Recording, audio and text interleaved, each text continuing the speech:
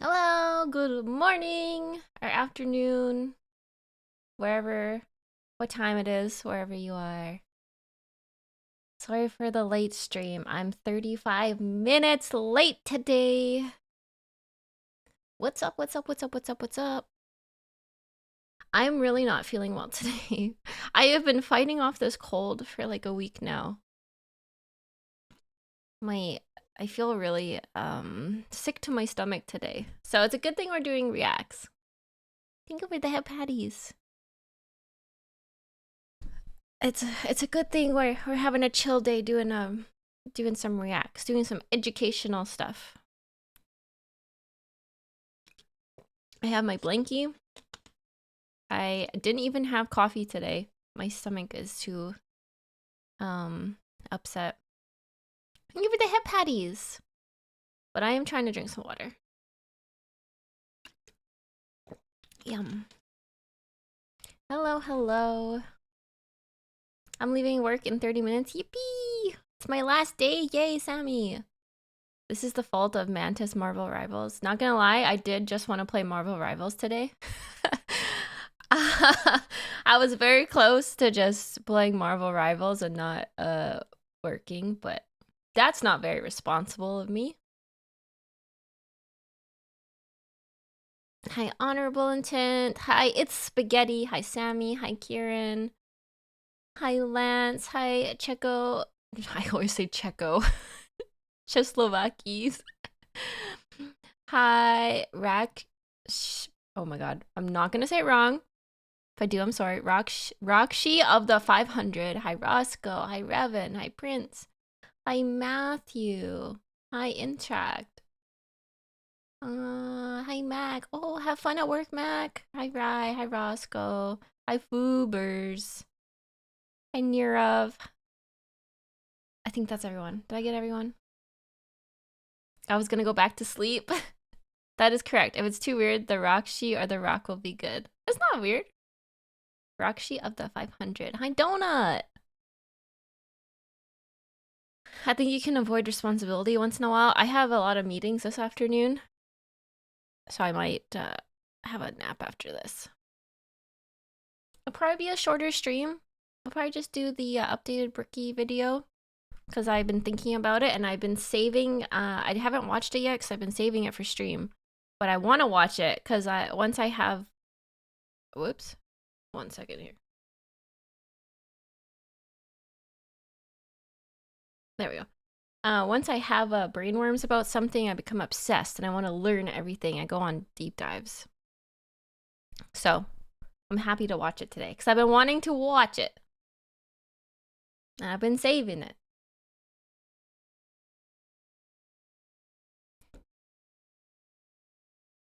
This song is good. More Warhammer. In my Discord last night, I was asking for recommendations on where to buy miniatures from. So I'm probably gonna buy miniatures soon. I'm gonna start collecting Necrons, I think. We'll see after this Bricky video, but I'm pretty sold on Necron boys. They're my favorite. I think they're great.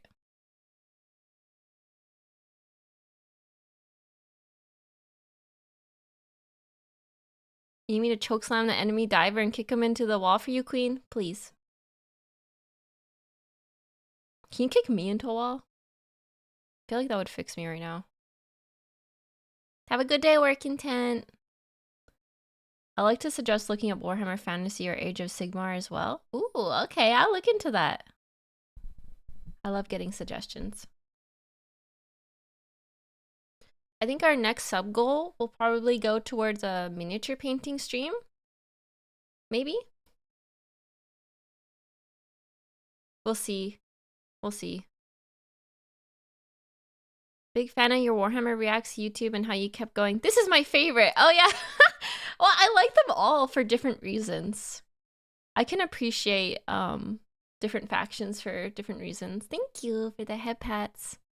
I'm glad that you like the Warhammer videos. Yeah, it's just funny because I never wanted to do React content. Not that I feel like it's bad, but I was like, I don't know. I never really, I don't really watch React content myself unless it's something I'm obsessed with. Then I'm like, ooh, I want to see what everyone else thinks about it. So now I kind of get it because once I got into Warhammer, I was like, oh no, I found a new expensive hobby. Oh no. So I'm glad you guys have liked it because I'm having fun with it. Oh no, indeed. Why do I always find expensive hobbies? None of my hobbies are cheap. None of them are cheap. Been a casual fan of the IP since forever. I'm glad you're finding it fun. It is very fun. I'm just like surprised that I didn't know more about it. I know about Warhammer. I've seen it everywhere because I've always been a what's it called? I've always dabbled in those kind of hobbies. Like I play TTRPGs. I love RPG games. I like collecting dice. I like TCG games, card games. So I'm always at local game stores. I see it everywhere, and I never ever had the desire to learn more about it until some other people in my company started reacting to it, and I was like, okay, what am I missing out on? What am I missing out on? I like your Warhammer videos, but your Lost Record videos, that one was very fun too. Oh, I should finish that game. The second part came out. One of the girls in my company, Arisa, she just finished it last night on stream, and I watched some of it, so I got spoiled a bit. But I should finish that game. It was very nostalgic. It's not that expensive if you're only in it for the video games and lore. It's really expensive once you get into the plastic crack, which I've been getting into, and goddamn, it's expensive. That's what I want to do. I've always wanted to paint miniatures. Like, it started with D&D miniatures. I've never done it. I've never painted them before, but I've always wanted to. So I like collecting dice. I like pretty things. I'm very artistic. I like to watercolor paint, which I don't show anyone because I'm shy. But I feel like it's a natural progression to move to painting miniatures.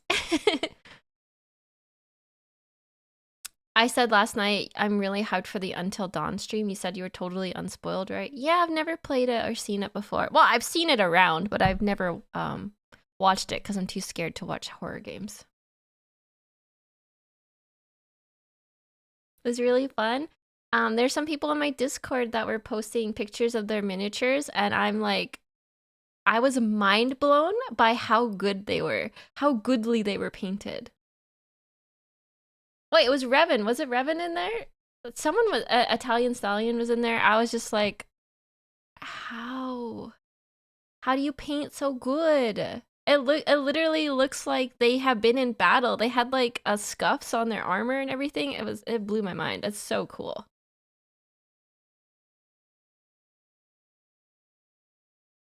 I did get into painting miniatures to hone my brush skills because I design toys for a living. For a while, that's a really cool job. What the heck? Miniature painting is actually just a step up from watercolor.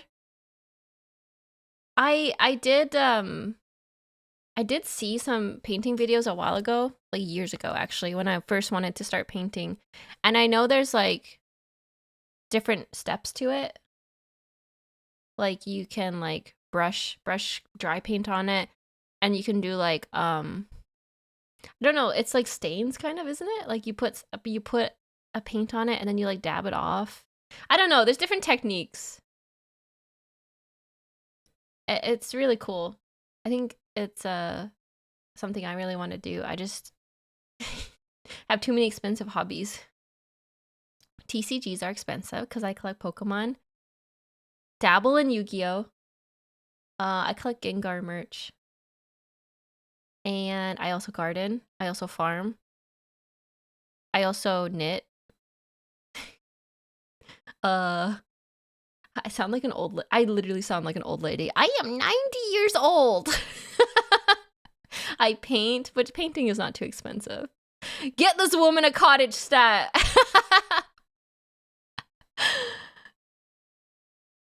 Stim Obasan. Oh, shut up, Sammy. I'm not old. I just like old things, okay? What's wrong with grandmas? They know where it's at. You went from millennial hobbies to hagdom real quick. What can I say? Hi, Stim. It's cool that you invested in Warhammer 40k. I'm painting my Taunar Supremacy armor. I don't know what Taunar are. I forget, but that sounds really cool. I should link the Discord for any newbies. I have to make a Warhammer channel today. We've just been posting in the D&D channel, but I should probably make a Warhammer channel at this point. Why are 50% of the streamers I watch old grandmas? I think it's because we don't go outside, so we just pick up hobbies you can do from home, which ironically is what grandmoms do. We just don't go outside. So we just, you know, we pick up homebody hobbies, stuff you can do from the safety of your home.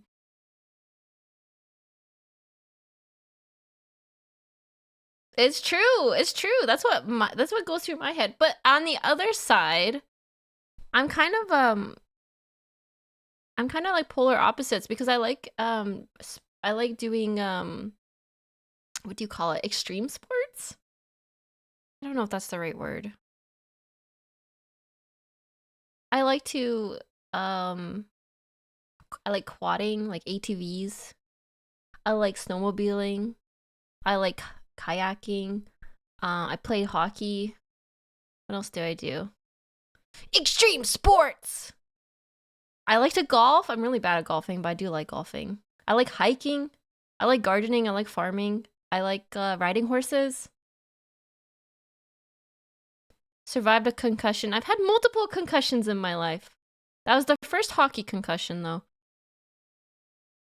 We call it sledding in the north. I was gonna say sledding, but then I didn't think people would understand what I meant. But yes, I love sledding. Like with a ski-doo, not with a kid's sled. I like dirt biking. Not good at dirt biking, but it's fun. Like mini dirt bikes. Stim is Santa? I live up in the north. Life is hard out here, okay? I don't know how the pioneers did it. I'm barely surviving each winter. Do you like hunting? No, I don't like hunting. I do have my license for a gun though. And I've shot a gun before a few times at shooting ranges, but I don't like hunting.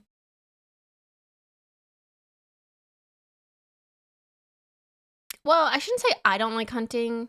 I don't have a problem with hunting, but I personally couldn't do it.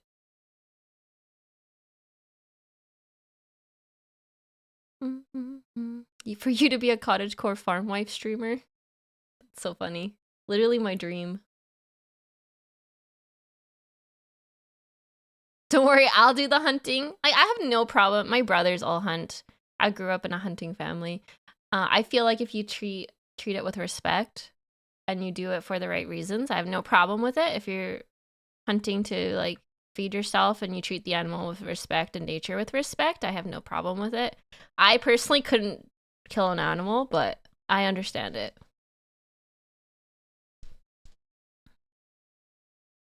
Do you eat elk? If we're lucky enough, yeah, elk is delicious. It's hard to get drawn for elk, though. My god, I'm telling you guys about hunting. We're here for Warhammer, and I'm going to explain the hunting system in Canada to you.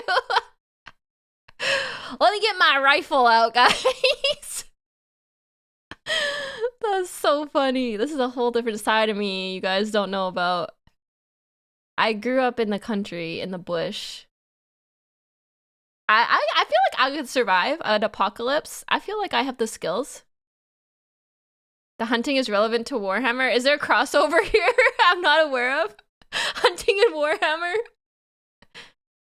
I have had bear, yeah. You guys need to understand. My parents grew up in the middle of nowhere in the like northern Canada, like the Yukon, if you know where that is. And literally lived in like a cottage in the woods. So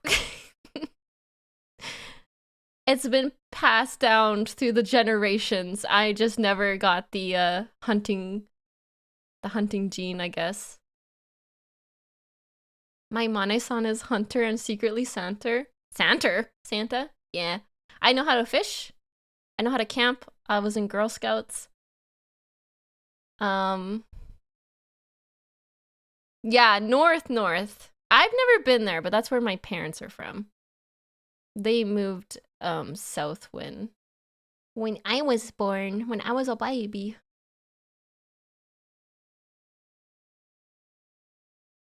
I feel like I could take care of myself in the woods.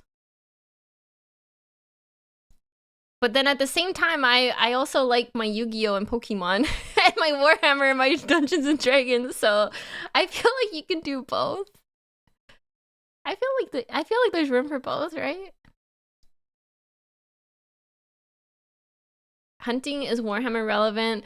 There is an Elder God of Hunt. There are Kroot Hunters. There are plenty more. See, relevant. We can make anything relevant if we try.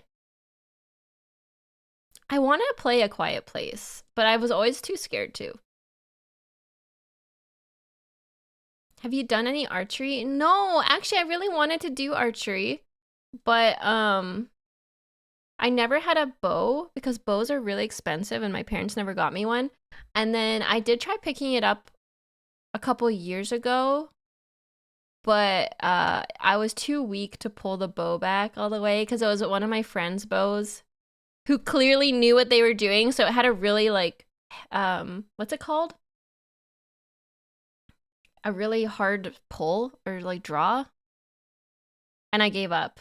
Like I know I could get a starter bow, but I was just like I wasn't immediately good at it, so I decided that's not for me.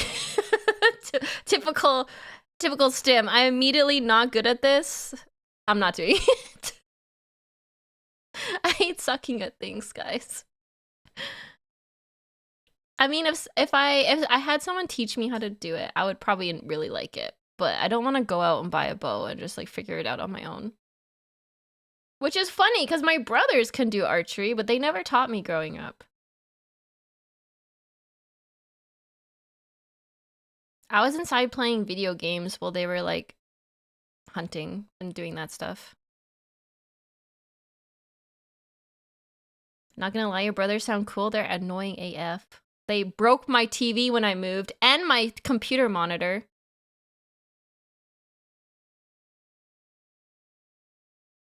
They're not cool.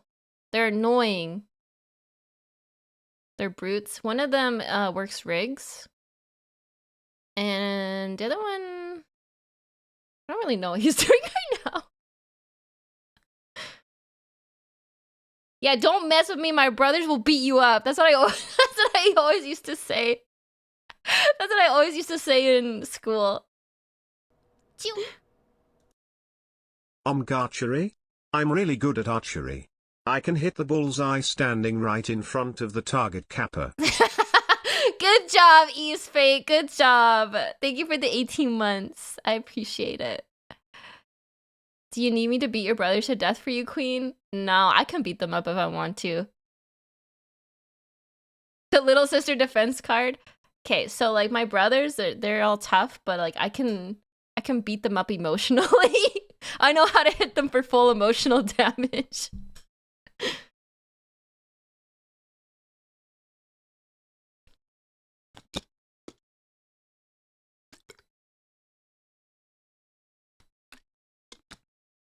I have a really big family. We fight a lot. To stick your 2K followers on them? God, I hope they never find this. I hope they never find this. They'll bug me relentlessly. Stim is the really dangerous one. Kieran. Okay, is it just me? Okay. I feel like all siblings have different dynamics, right? But for me, I feel like I've said some of the most mean things ever to my siblings. It's like you hate each other but love each other at the same time. Maybe that's just like my family, but man, we're mean to each other, but also we protect each other. Hi, G-Man. Welcome, welcome, welcome. Well, we're gonna do Warhammer Reacts soon, I promise. Somehow we start talking about my family and like my experience with hunting. Them finding out your VTuber personality would be great conversation around the table for Christmas. They know I do, how do I say this? They know I work on the internet, but I don't think they know what I do exactly. Yeah, they know I'm a content creator. They also know I'm a manager. That's easier to explain to people.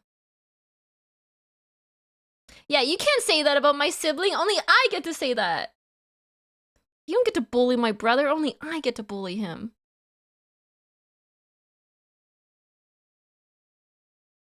That's basically it. That's basically it. Weirdly enough, I was just finishing painting Warhammer and you appeared on my recommended. Yay! That means the algorithm is noticing me! That's really cool. I'm like a very small time streamer. I'm just getting started. So it's really cool to see people from YouTube, and it's really cool to see that like I'm being recommended now. It makes me happy.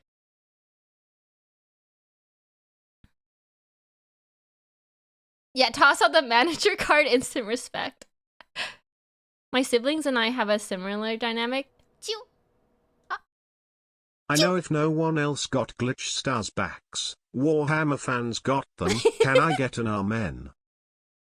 Amen, Jaxel, amen. Man, Warhammer has, this sounds like cheesy, but Warhammer has like really, given me some happiness. Sounds weird, but, I don't know. It's been really nice. I was intentionally saying my brother and I are annoying to my sister, but we try not to cross the line because she knows how to dissolve a body without evidence. That is exactly the dynamic between us. Me and my siblings. They know not to fuck with me too much. Do you paint Warhammer? I don't paint Warhammer yet, but I really want to. I was looking at getting my first set, or I guess set? I was looking at Necron stuff last night. War. It brings people together. I mean, it does, technically. I was talking in my Discord with some Warhammer experts. And we kind of figured out what I should get for my first set of Necrons. Happy it's given you happiness, Tim? Aw, thank you, Matthew. I'm stim to my siblings, but they could probably beat my ass. The Kill Team box you linked is a good starter. GW have them as an entry point for the hobby. That's what I was thinking. Yeah, I think I'll probably get the Kill Team. It looks hard to paint though. But we gotta start somewhere, right? What was that thing I linked before? Let me look in the chat. Where's the Discord? A Void Dragon. That thing looks crazy. I want to do that. I want to paint that. We'll work up to that. We'll work up to that. We'll work up to that. Also, thank you for the subs, Jaxel and East. I feel like I could paint them. I just have to find time and money. Because I think starting is the most expensive part, because I have to buy all the paints and the brushes and the stuff. Necrons are easy to paint unless you want to get super fancy with glow effects. I want to do glow effects. One thing about me, guys, there's a lot of new people here. I like doing everything on hard mode. I don't know, there's something broken in my brain where I don't like doing things the easy way. So, I will probably pick the most difficult thing and start with that. And then get frustrated when I'm not good at it. I do it with like every game I play. Whether it's a video game, whether it's like a TCG. I pick the most complicated thing and decide I'm gonna do that. Challenge is more fulfilling. It's true. So I think that's why I play a lot of Souls-like games. I have to finish my Elden Ring run. Because it's so much more satisfying to beat something that's difficult. I always try to play a game on the hardest difficulty, and when I start to hate it, I lower it by one setting. I would do that too.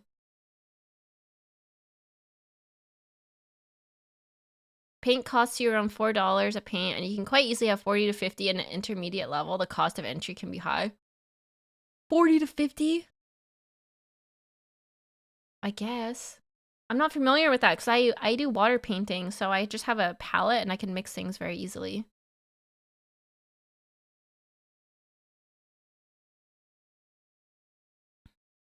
You want complicated? Look at the death guars. That will have you pulling your hair out. It was my first army and nearly made me quit. Oh my god, really? Let me look them up. Death guard.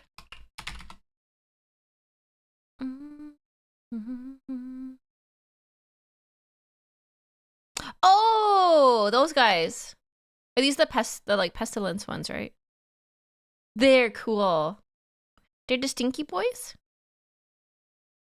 Yeah, the stinky boys. That's our stinky boys.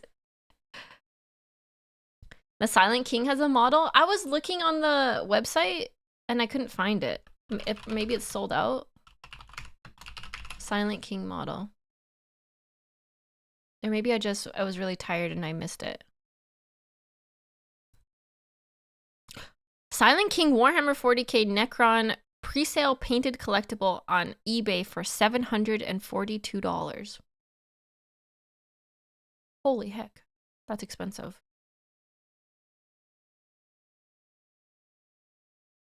Whoa! That looks cool though!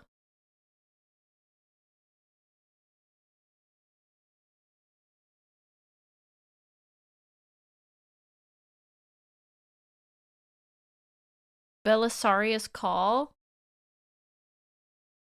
Oh, my tummy hurty. I should probably watch the react before I get sick. But I like to yap.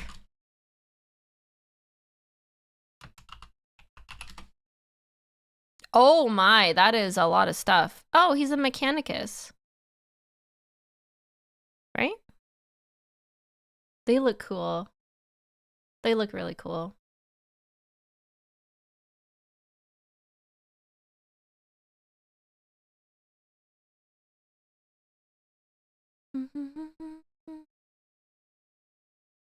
You love the yap? It's funny, sometimes I get comments on the YouTube reacts and they're like, man, she yaps! I'm like, what did you expect? If you don't want me to yap, go watch the original video because I got a lot of thoughts in this little head of mine. I could literally talk to anyone about anything, probably. You made the 40k or the 40k channel? Thank you, Prince. Yay, Warhammer 40k! Let me write the first thing here. Let's talk about Warhammer.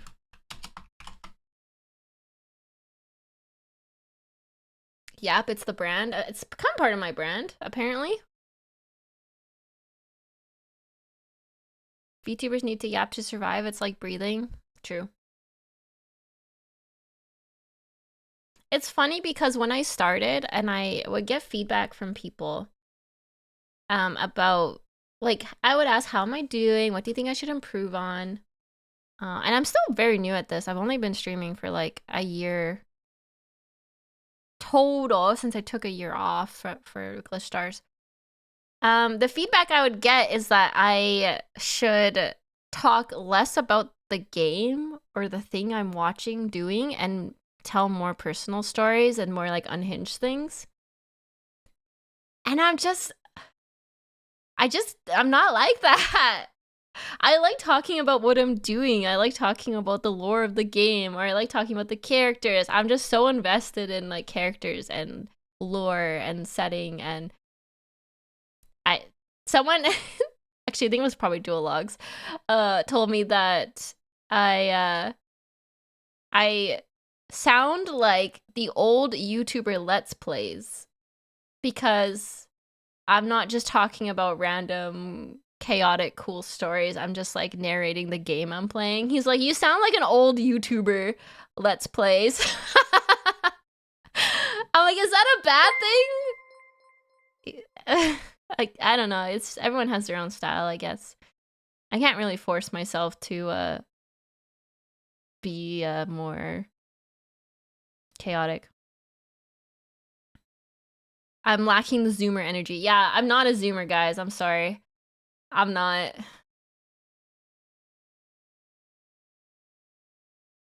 It makes sense. You're more goal oriented. That's why you're a manager. I think I'm just a more like relaxed person, which is funny because I have anxiety. But in general, I'm just a more like laid back person. I'm always a go with the flow, what happens happens kind of person. Thank you for the head patties. I like learning. I've always been a nerd. I'm a big old nerd. I just like learning about things. Get this woman her emotional support size. Life-size Gengar plushie.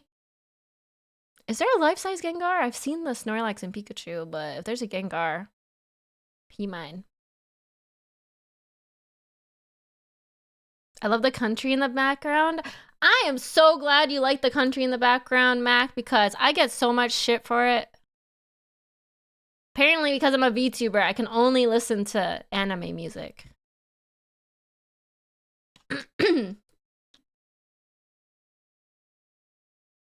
Which, don't get me wrong, I like anime music too, but I also like my country.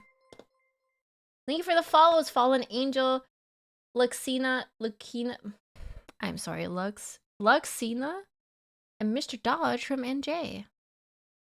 Who gives you shit? Who do you think, Kieran? Who do you think? Blessedly cannot hear the country music. I have it really low. Original 151 Pokemon Generation Love. 151, my loves. Your music playlist reminds me of camping with my family every summer. It kind of reminds me of that too. Okay, maybe we should do the react though, because I've been yapping long enough.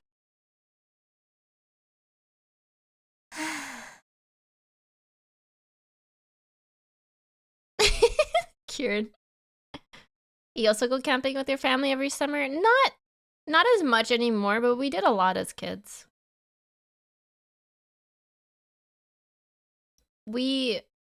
Actually, one thing we do that's fun is my parents have a farm. And every summer now that we're like older, I guess, and all moved away, we come back to my parents' farm in the summer and we'll camp like at their farm for like a week or something and have bonfires. That's fun. It's like a little family reunion, I guess. Have you seen the model of Fulgrim Transfigured? I have not. I will look it up right now. I was actually thinking if we have time after the react, we could look at model stuff together. Fulgrim Transfigured 30k. Thank you for the 2 gifted subs, Raisin Horn. Thank you, thank you, thank you. I appreciate it so much. That's really nice of you. Whoa! Fulgrim is cool! He's the snake guy. That's really cool. Man, I love wings. Did you guys notice I don't have my wings on today? No problem. Thanks for all the YouTube videos. Aw! That's so nice of you. I literally feel so happy that the Warhammer community has been nice to me. Which sounds silly, but I was really worried I was gonna get hate because I'm learning.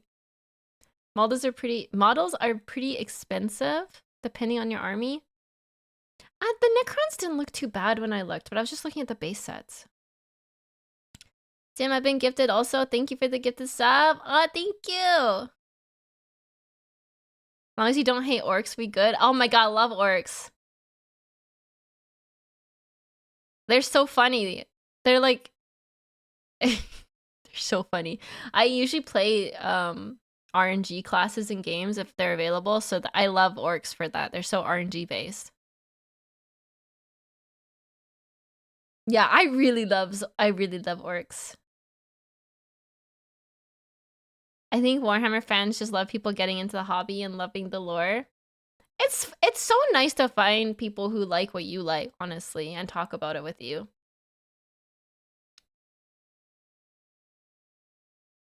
We only really care the lore is taken respectfully. I agree with that. One problem I have with reacts is when people watch something they have no idea about. And like, to me, if you're watching something you have no idea about, you're there to like learn and see if you like it or not, or like what your opinion is.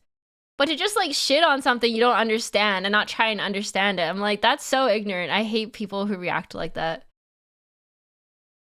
Sorry for my little mini rant, but like, come on.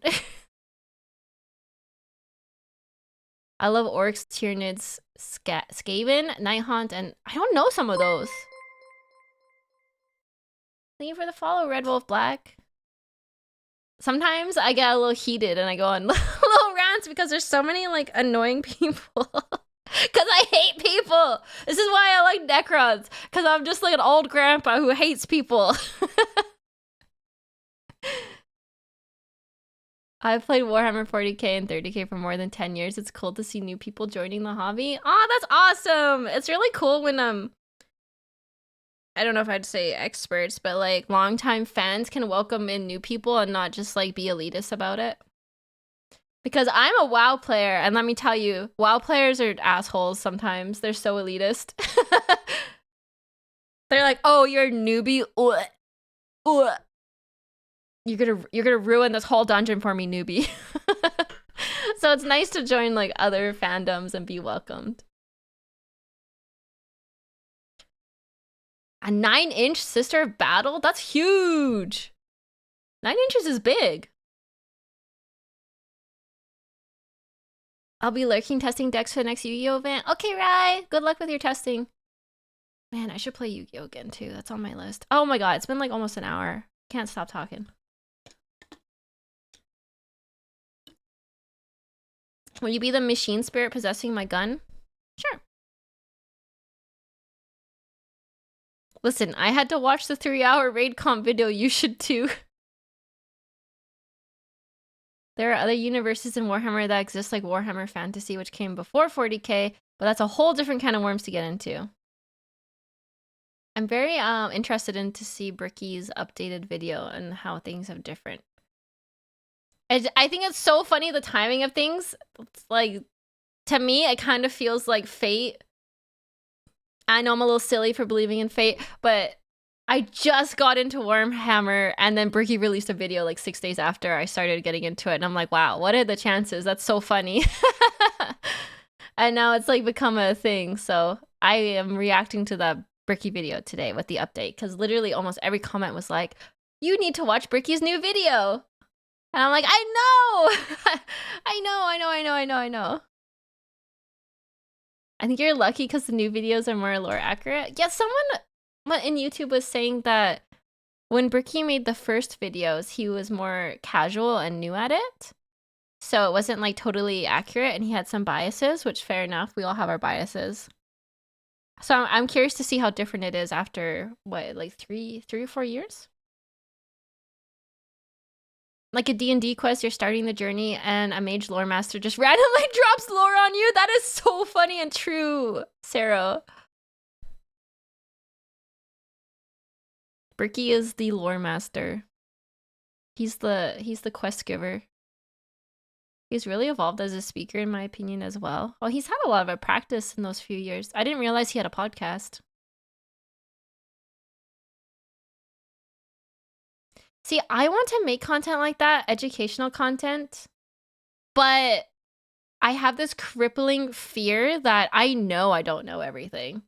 I know I will never know anything. There will always be people out there who know better than me. So I have this fear of making videos and getting something wrong and like hurting people. So that's why I don't make videos on my own, because I'm scared to let people down. I could let slide some of the simplifications he did, but you didn't like him misrepresenting the Tau. He acknowledged that he should have done better with the old videos. I'm grateful he took the time to redo the faction videos. I'm curious to see how it's changed. Suikia model, perchance? No, this is my own model. My model mama is Nemi Shiran. She is so based. You should start a WoW channel about the rate, the content on, like, I don't know, top 10 of each thing. That sounds familiar.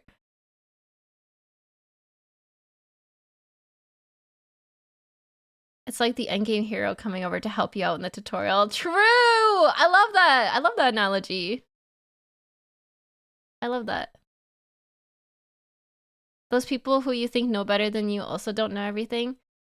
I just take, I guess most people probably take this the wrong way, but I take anyone who knows me is I take criticism really hard because I'm really hard on myself. So I'm scared to put myself out there, which is ironic because I'm a streamer, but I'm scared to put myself out there representing something I worked really hard on and then getting criticism for it. I think I would just stop making stuff because I would be like, you're right, I do suck. You're right, I am dumb. You're right, this is stupid. Oh, thank you for the head patties. I also hope Ricky has an actual research guide for the info on his videos this time. That helps so much. I know Duologs has people like that who are experts on the game he's doing. She's just like me. Your model's awesome, very cute. Thank you. I'm very happy. I had a little chibi pre-made model before this, so this is a big upgrade for me. We are our own biggest critics, so true. It is so true, because I see people make mistakes that if I made them, I would be so upset with myself, but to anyone else, I'm like, it's okay, we all make mistakes. But if I did it, I'd be like, oh my god, you're so stupid, Stim. You suck, Stim. You should never do that again, Stim. Brains are stupid. Our brains are stupid. The main problem people have with the Tau is the players have a horrible stereotype and reputation for being absolutely atrocious to deal with and play against. Well, we learned a bit about that from the last video. Because apparently they were meta for a long time, and it was basically not a fun matchup with the Tau. Do you think that has to do with the players? Is it a certain type of person that plays that style? The best piece of advice I ever got, there's no such thing as badly painted mini as long as you're proud of it and painted well. That's cute. That's nice. Getting shot off the table turn 2 by Tau really sucked. It's one of those you can't have fun matchups. I mean, we get those in Yu-Gi-Oh too. It's called stun. Stun decks.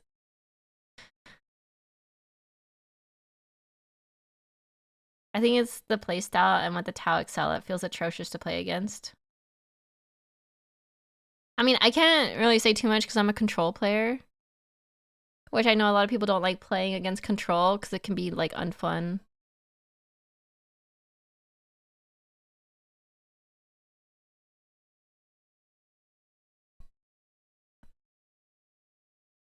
The Duologue special. I mean, he does like misery.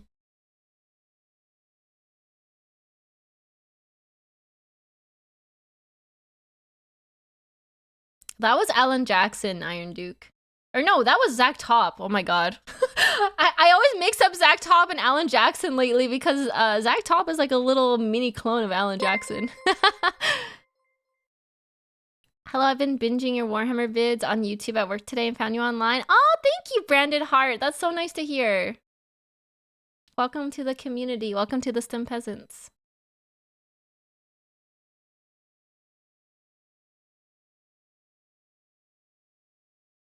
It's honestly the coolest feeling in the world to have people come from YouTube and find me here. I wish I could stream on YouTube at the same time, but my internet is just not that good in Farmtown where I am. I'm glad you guys like the vibes. I told chat, ever since I found Warhammer and have gotten back into WoW after a long break, I feel kind of like everyone's uncle. I'm just like that uncle working on a car in the garage, drinking beers and painting miniatures and going fishing. That's me now. That's literally me. So if you like that stuff, that's me. Welcome. Welcome. Garage? Yay! More YouTube people. Hello. Thank you for following me to Twitch. I know it's a jump from YouTube, but I appreciate everyone who comes to see it live on Twitch. It's really cool. What state in Canada is the one affiliated with country music? Well, they're not states, they're provinces. And anything in the middle, I guess, Alberta, Saskatchewan, Manitoba, that's kind of like the southern states comparison. The prairies, basically, yeah. The flat lands, as we call it, the farming lands. Alberta isn't beating the allegations. Oh my god, you guys, I saw the funniest TikTok the other day, and it was someone who dubs over iconic scenes in movies with someone speaking in an Alberta accent and doing the Alberta, like, slang, and it is so funny. Oh my god. I was dying laughing. Like, no, why does it sound like every hockey player I know? So many streamers are close to my niece's age than mine, so a fellow uncle is appreciated. I'll be your fellow uncle, chat.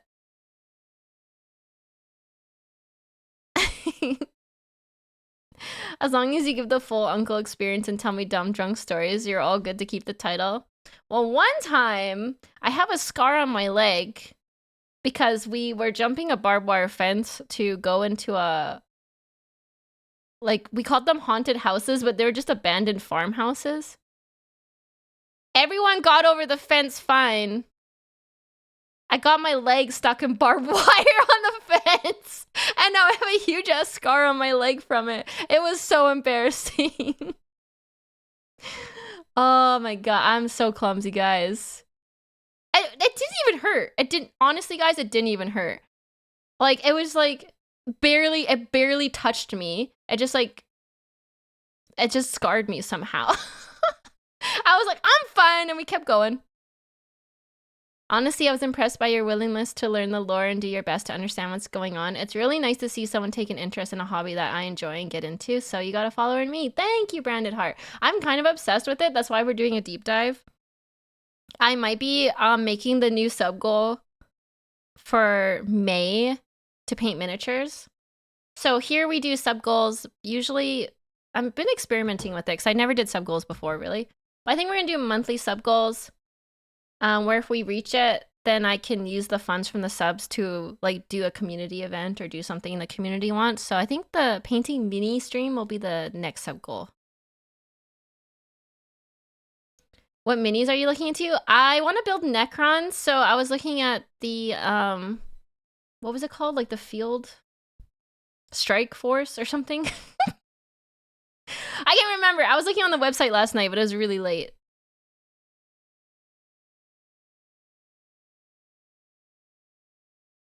Combat Patrol? Yeah, Combat Patrol. Sorry, guys. I'm still learning terminology.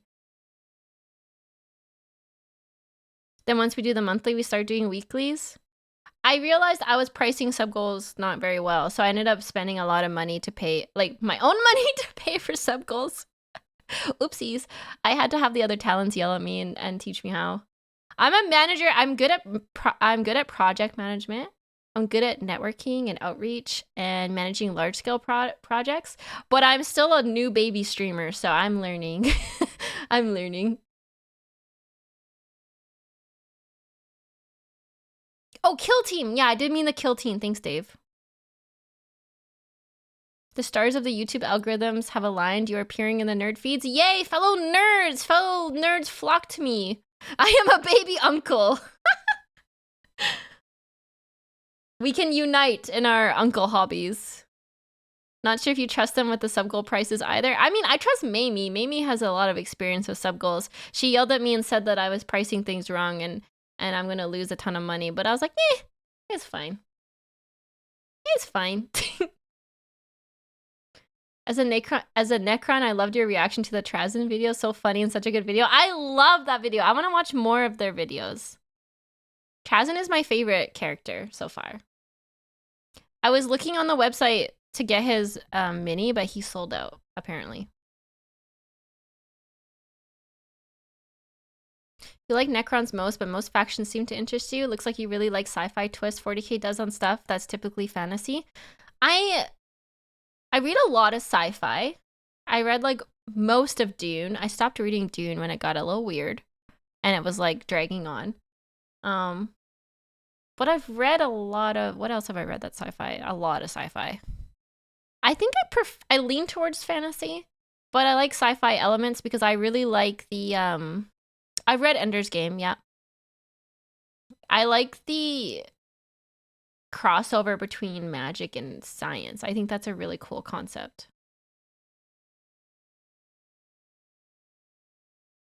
Necrons aren't too bad to paint depending on what you want their scheme to be. Everyone's been telling me Necrons are good to start out with, so I'm glad that I'm vibing with them.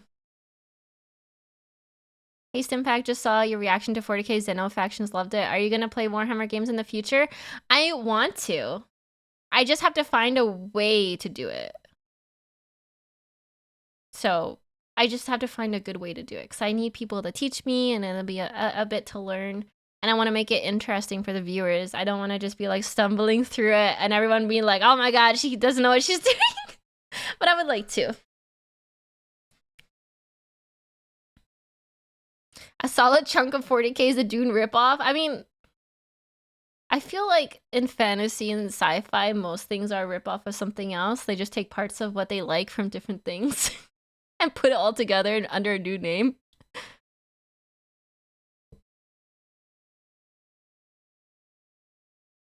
Trazen is awesome and amazing, but there are some other great Necron characters as well. One of my favorites is Nemesis Zandrak. He is a Necron who kind of went crazy during hibernation and sees everyone he fights as a fellow Necron tier. I need to read a book about the Necrons. Like, I want to learn all these characters.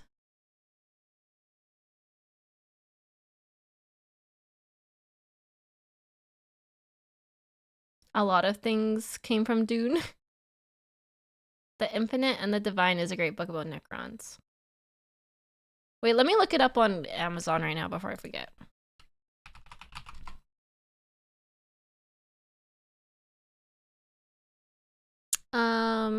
Infinite and Divine. Oh, okay. It's not that expensive either. It's only $16. Add to wishlist.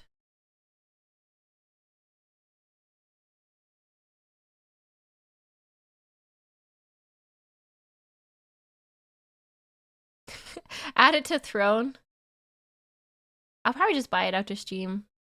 I'm finishing my hockey book, so I need a new book. Oh wait, what time is it? I have a meeting at 2, 11:30, 12:30. We gotta watch the video, guys. It's a 2-hour video and I yap a lot. And I have a meeting in 11:30, 12:30, in 2.5 hours, so whoopsies. I spent an hour yapping. My bad. My bad.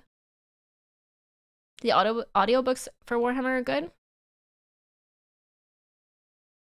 I should actually, you know what? I should actually get the audiobook. Because I like to, I used to listen to Critical Role in the car when I drive.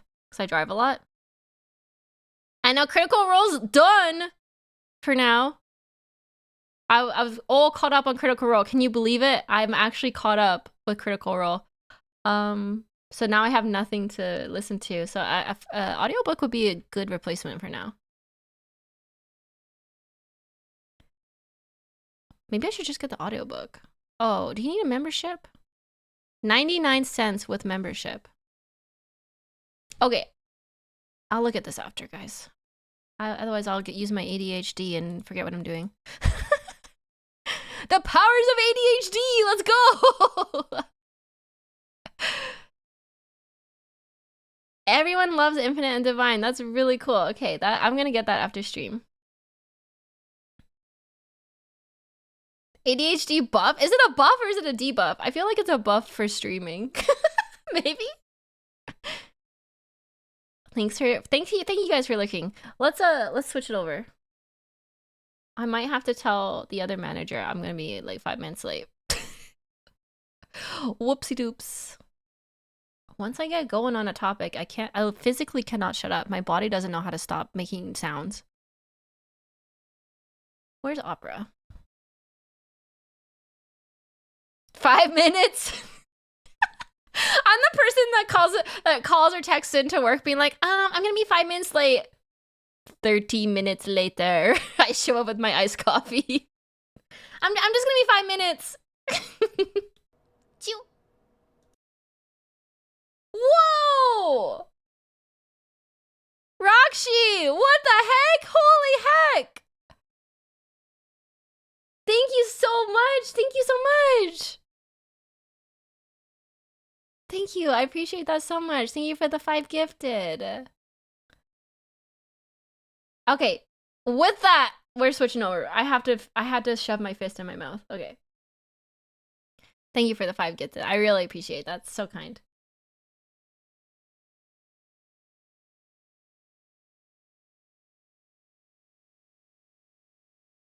Here we go.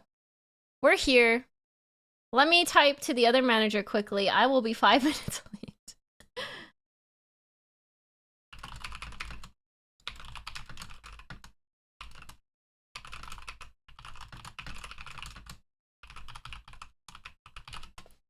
It's just a little white lie, that's all. Just a little white lie. No one needs to know I was talking about uncle hobbies for an hour. Bricks out for the bricky! Yeah, no snitches in chat, no snitches. Hopefully Duologs doesn't show up. Okay, let's make my big head smaller so we can look at what we're learning about today. I like Bricky's glasses. He looks very why do glasses make you look smarter? He looks very smart.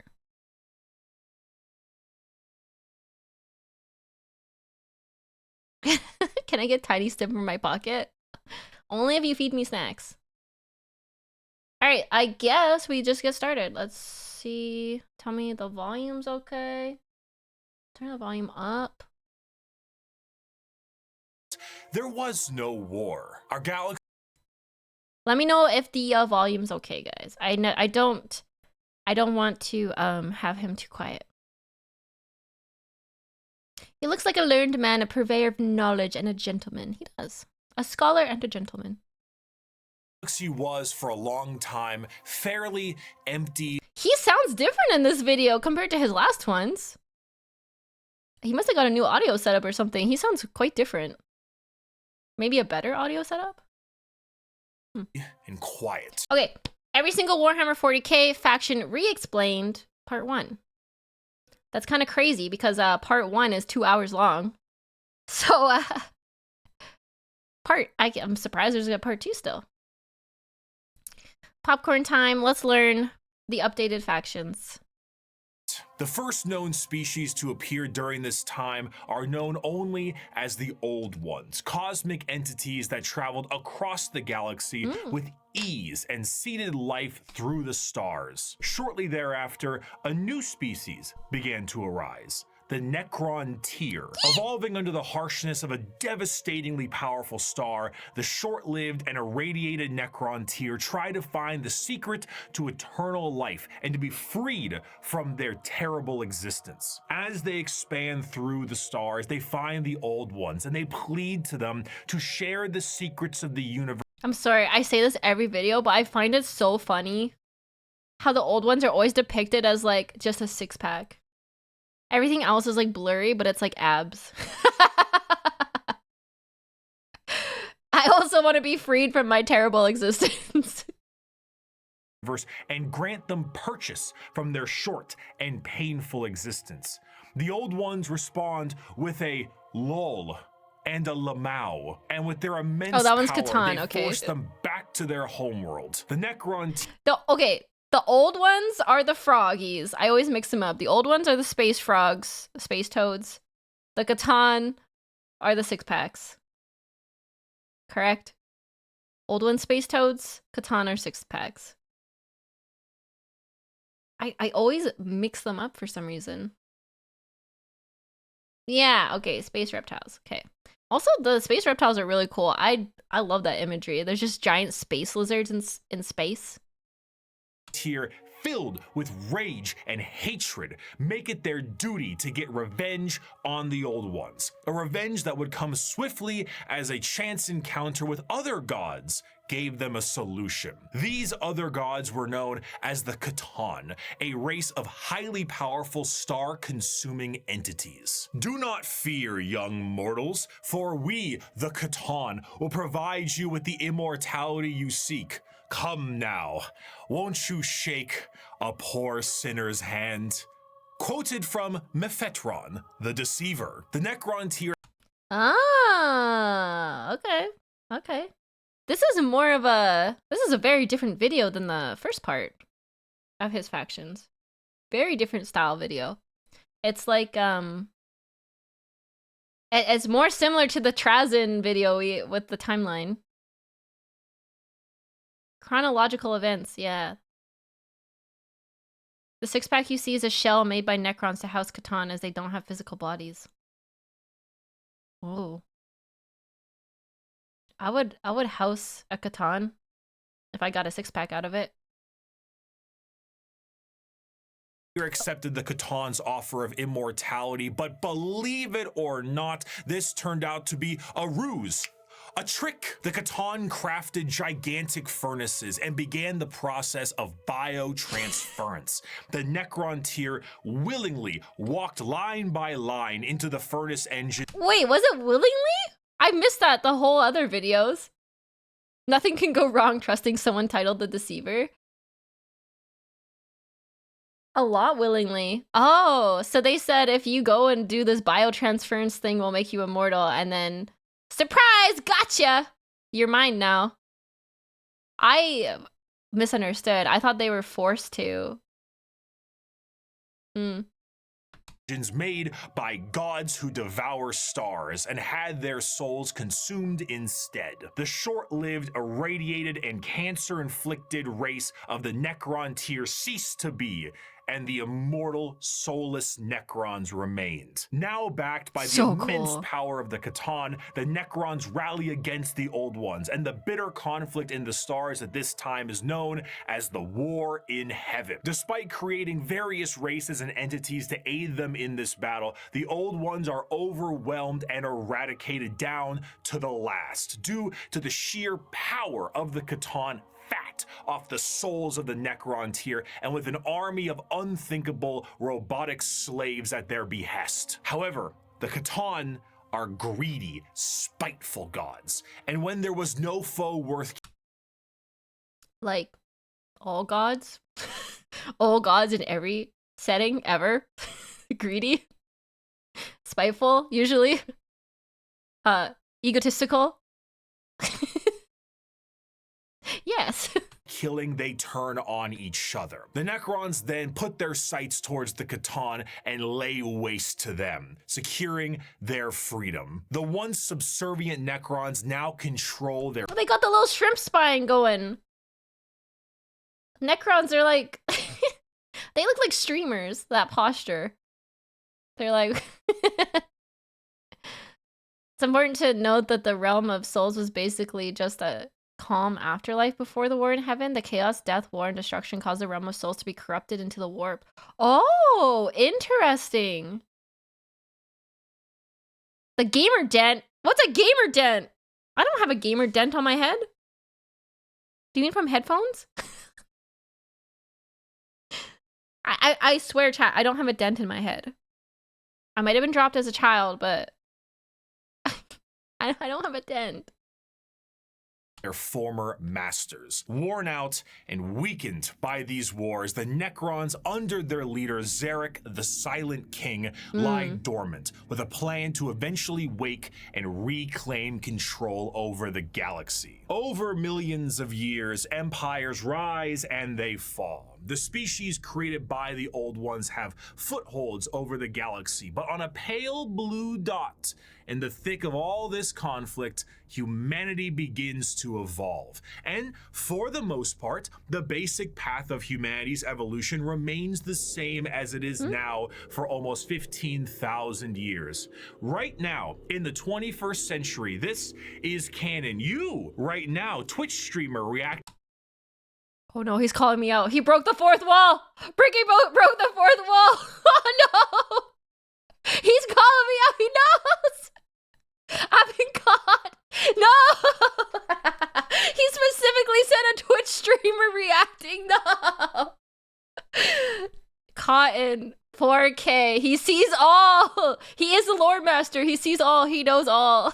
To this video, you existed at a point in the Warhammer universe. But with time, humanity's ambition and the power of their technology becomes unmatched, and the golden age of expansion begins. Humanity starts to branch out through the stars with powerful tools used for agriculture, mining, and expansion. Some branches of humanity would eventually settle far away from Earth. Me having my daily mental breakdown.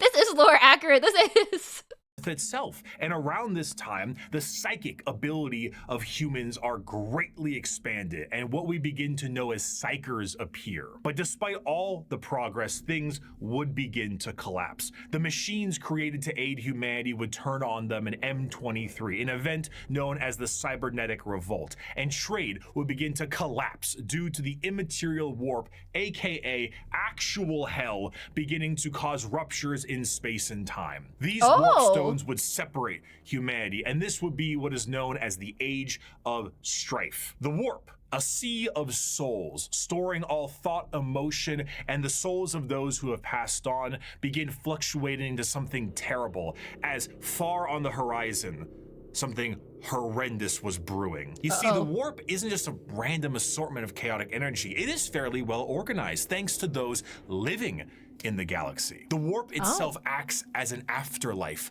of sorts, and the actions of the innumerable amount of creatures who live in the galaxy have manifested a pantheon. That is something I was wondering about, the afterlife. Where do people go? Like, it hasn't talked about like a heaven or hell situation, just warp and not warp? Does everyone go to the warp when they die? Or is there like somewhere else they go? Do they reincarnate? It's just the warp? But isn't the warp bad? Is there not nice gods in the warp if you're a good person? Do you not like go to a nice place, or you just go there to be like tortured? Nope. Oh. Souls are immaterial. The warp is the immaterium. So you're just like absorbed back into it, or you're going to like one of the chaos gods? It's just a natural thing rather than intentional reward and punishment. Oh. The realm of souls was nice before the Necrons and the old ones messed it up. I see. And most good warp entities were killed by chaos. Oh, I was wondering if there was good I mean, is anything good in Warhammer 40k? But like more good entities in the warp, but I guess not when all the baddies are more powerful. Unless you have a god or some measure to save you, you go to the warp and your soul just falls apart. There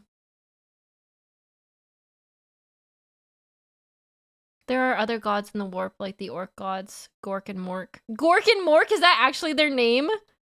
Is that actually their names? That's hilarious.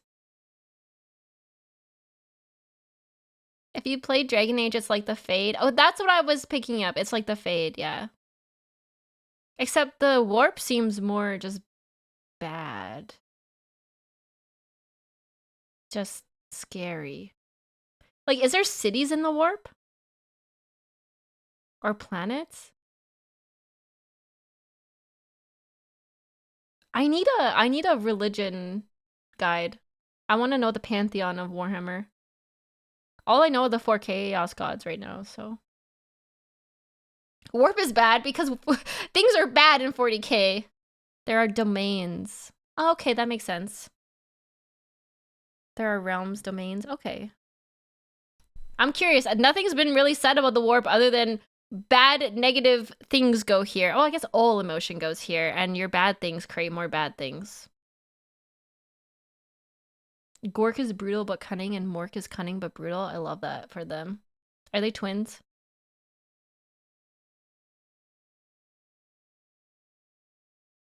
Oh, I see. The warp just reflects. It like it reflects and amplifies. So if things are bad in the world, things are extra bad in the warp.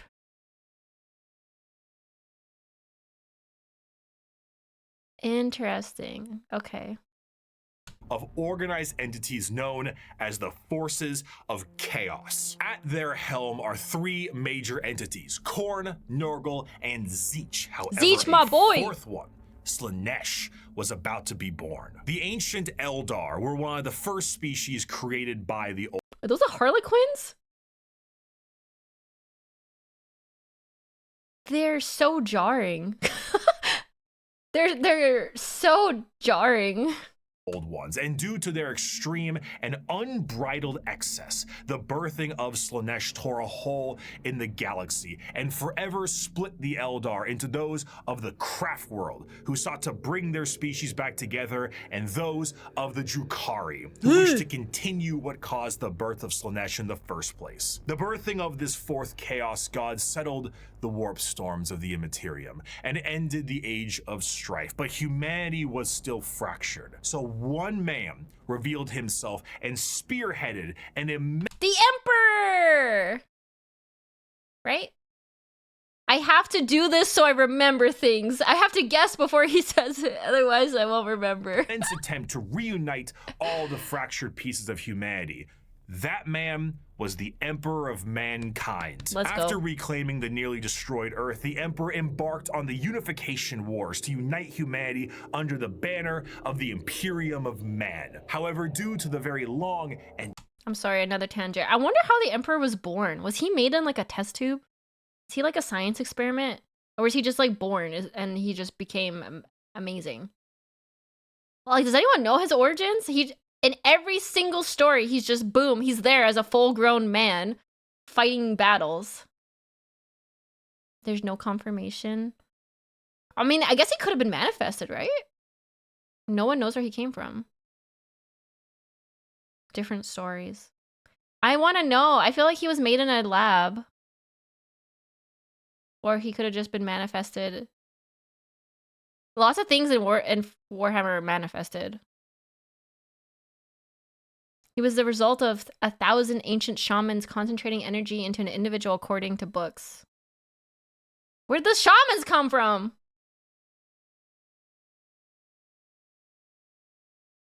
Oh, I like how like nothing's confirmed. It makes it more mysterious. Oh, shamans were the early psychers. Okay, that makes sense. Like real life shamans. Ooh, it could have been an old one. Okay. That makes sense to me. That's kind of ironic if he's an old one and he sits on like a Necron throne, isn't it? If that's true, I find irony in that. Devastating impact of the Age of Strife, humanity as we know it is not the same. To reconquer Earth, the Emperor would need more than mere men. Great beings, known as the Thunder Warriors, were recruited by the Emperor to reclaim the Earth with ease. But these warriors are a blunt tool and had, overstayed their welcome. Ooh. He would need something better, and that solution would be known as the Space Marines. Superhuman soldiers that will have the skill and cunning exponentially greater than the mortal man. These new warriors would be commanded by an elite group of his very own sons known as the Primarchs. Unfortunately though, Daddy didn't charge the baby monitor, and his 18 sons would be stolen by the forces of chaos and scattered across the galaxy. This would begin the Great Crusade. crusade, a monumental task to take back the stars in the name of humanity and reclaim the... So the Emperor made the Primarchs, right, with the gene seed? The Emperor just loves throwing his creations out when he's done with them. He's like a toddler. When he's done with a toy, he chucks it and he wants a new one. A new shiny one. Not the gene seed, but he did make the Primarchs. How did he make the Primarchs? Do we know? So he made these people. He made the Primarchs in a lab. The gene seed is what Primarchs used to make the Space Marines. Oh, okay, my bad. I messed that up. He used his own genes and the mother's genes to make the Primarchs. And then he used them to use them to go to war and conquer everything. And then he made the Space Marines from the gene seed. Some say he crafted the bodies and infused them with lesser chaos gods. Oh. I see. And the gene seed was made so the Space Marines have traits from their Primarch. I see. Lost Primarch sons. However, he would need the fires of industry to make this happen. Looking to the distant cousins of Mars, the Emperor signed a treaty with the technologically irradiated hellscape of the Red Planet and allowed the cult of the machine god, the Mechanicum, to supply his crusade. While Space Marines were the tip of the spear, their numbers paled to the vast might of the Imperial Army and Navy. The Astra Militarum and their seemingly endless numbers make up the bulk of the fighting force for humanity, supplied by the intelligence and prowess of various agents of the Imperium, such as rogue traders and assassins. Whoa, that's cool. Where are these images coming from? That's crazy. That's amazing. The Gib Guns Treaty. Yeah, they were the arms dealers.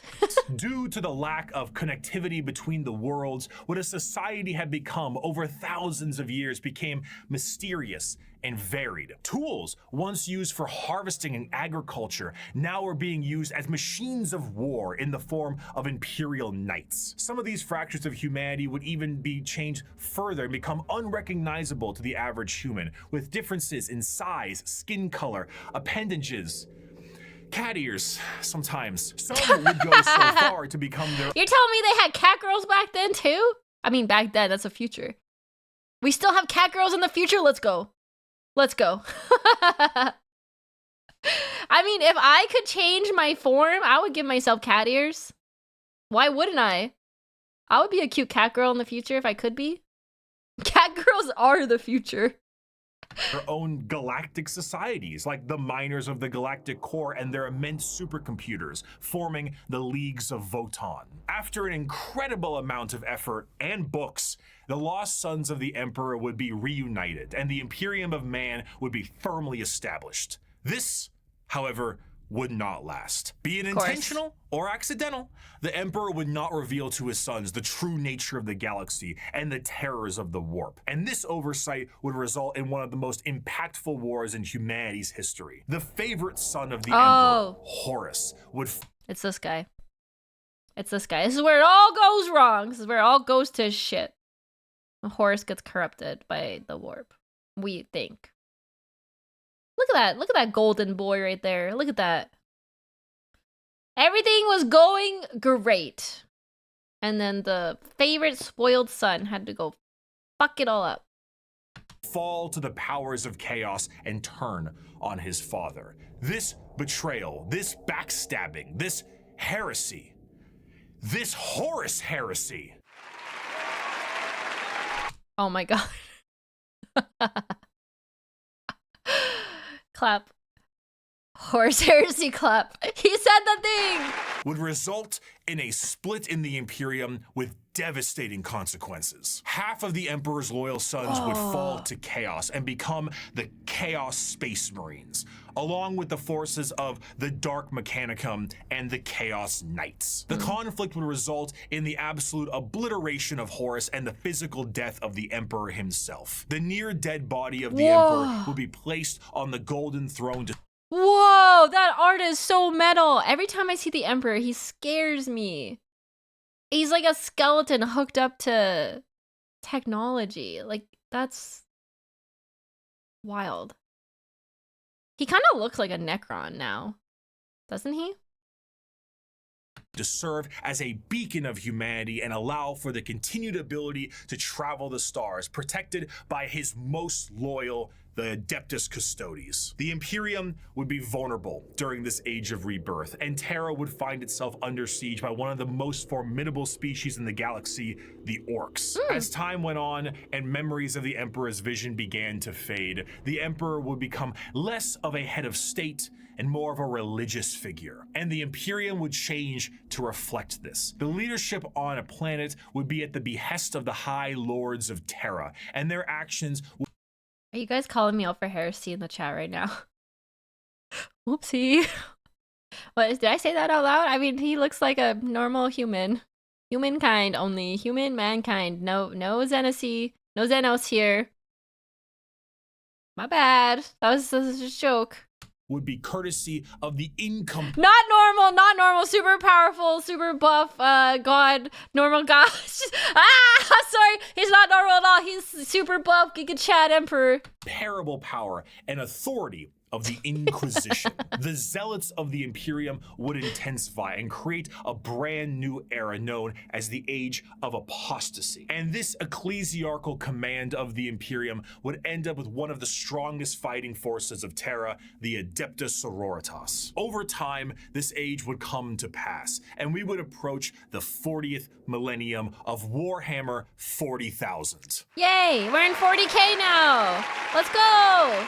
Which, you guessed it, would come with its own form of problems. A primitive species once found during a recon mission would be able to evolve in relative secrecy for 6,000 years, becoming a highly advanced Oh, is this the Tau? Is this the updated Tau? We get to see how the Tau updated? coalition of aliens known as the Tau Empire. And if the threats of the galaxy weren't bad enough, there are threats from outside the galaxy. As a monster has begun to wrap its tendrils around the Milky Way, the Tyranids, monsters that serve a psychic hive mind and present tactics previously unseen in the Milky Way. Be it a direct assault with their monstrous bug-like presence, or through the more covert gene stealer cults, the presence of yet another threat in the galaxy is proving to be overwhelming to the Imperium. In the 41st millennium, there is no peace among the stars. At any point, your life can and will be threatened by the Xenos race's uncountable or Let's go, Xenos! Let's threaten everybody! The Tower of Dorks basically just exist to be Tyranid food. What? Huh. So right now, it's basically mankind versus the Xenos. Basically. I think, in 40K right now. Alright. All right. or by the arch enemy of chaos within, or by the decroded terror and demons. that is the Imperium itself. It is to live in the cruelest and most bloody regime imaginable. Forget the power of technology and science. It's just everybody versus everybody. Mankind versus everybody. Mankind might need to calm down, man. Like, it's just anything that can fight is gonna fight each other. Mankind and Xenos are natural enemies, just like mankind and chaos, or mankind and robots, or mankind and mankind. Damn mankind, they ruined humanity. I see. What are we even fighting over? Like, planets? Are we just fighting because we hate each other? Like, are we even fighting over land at this point, or we're just fighting a fight? Just to exist? Damn, this is a rough time to be alive. Or the safety of promise and understanding. For in the grim darkness of the far future, there is only war. Woo!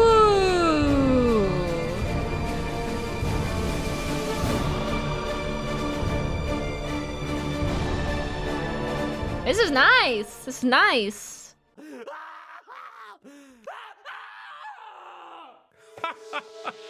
A fantastic job once again, Mr. Kurz, the Night Haunter himself. Oh, didn't you love that, my faithful audience? Once again, we have another criminal over the course of 6 hours break every single bone in his body. What is this?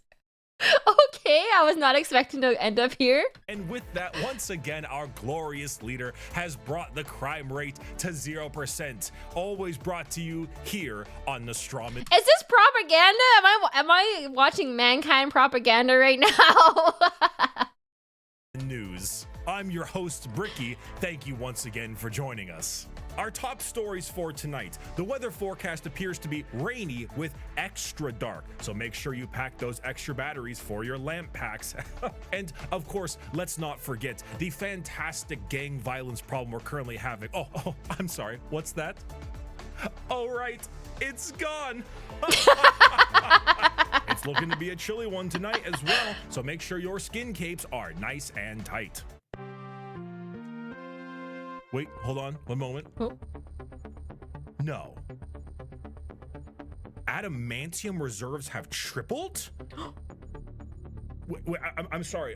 Self-harm rates have gone down to 0%.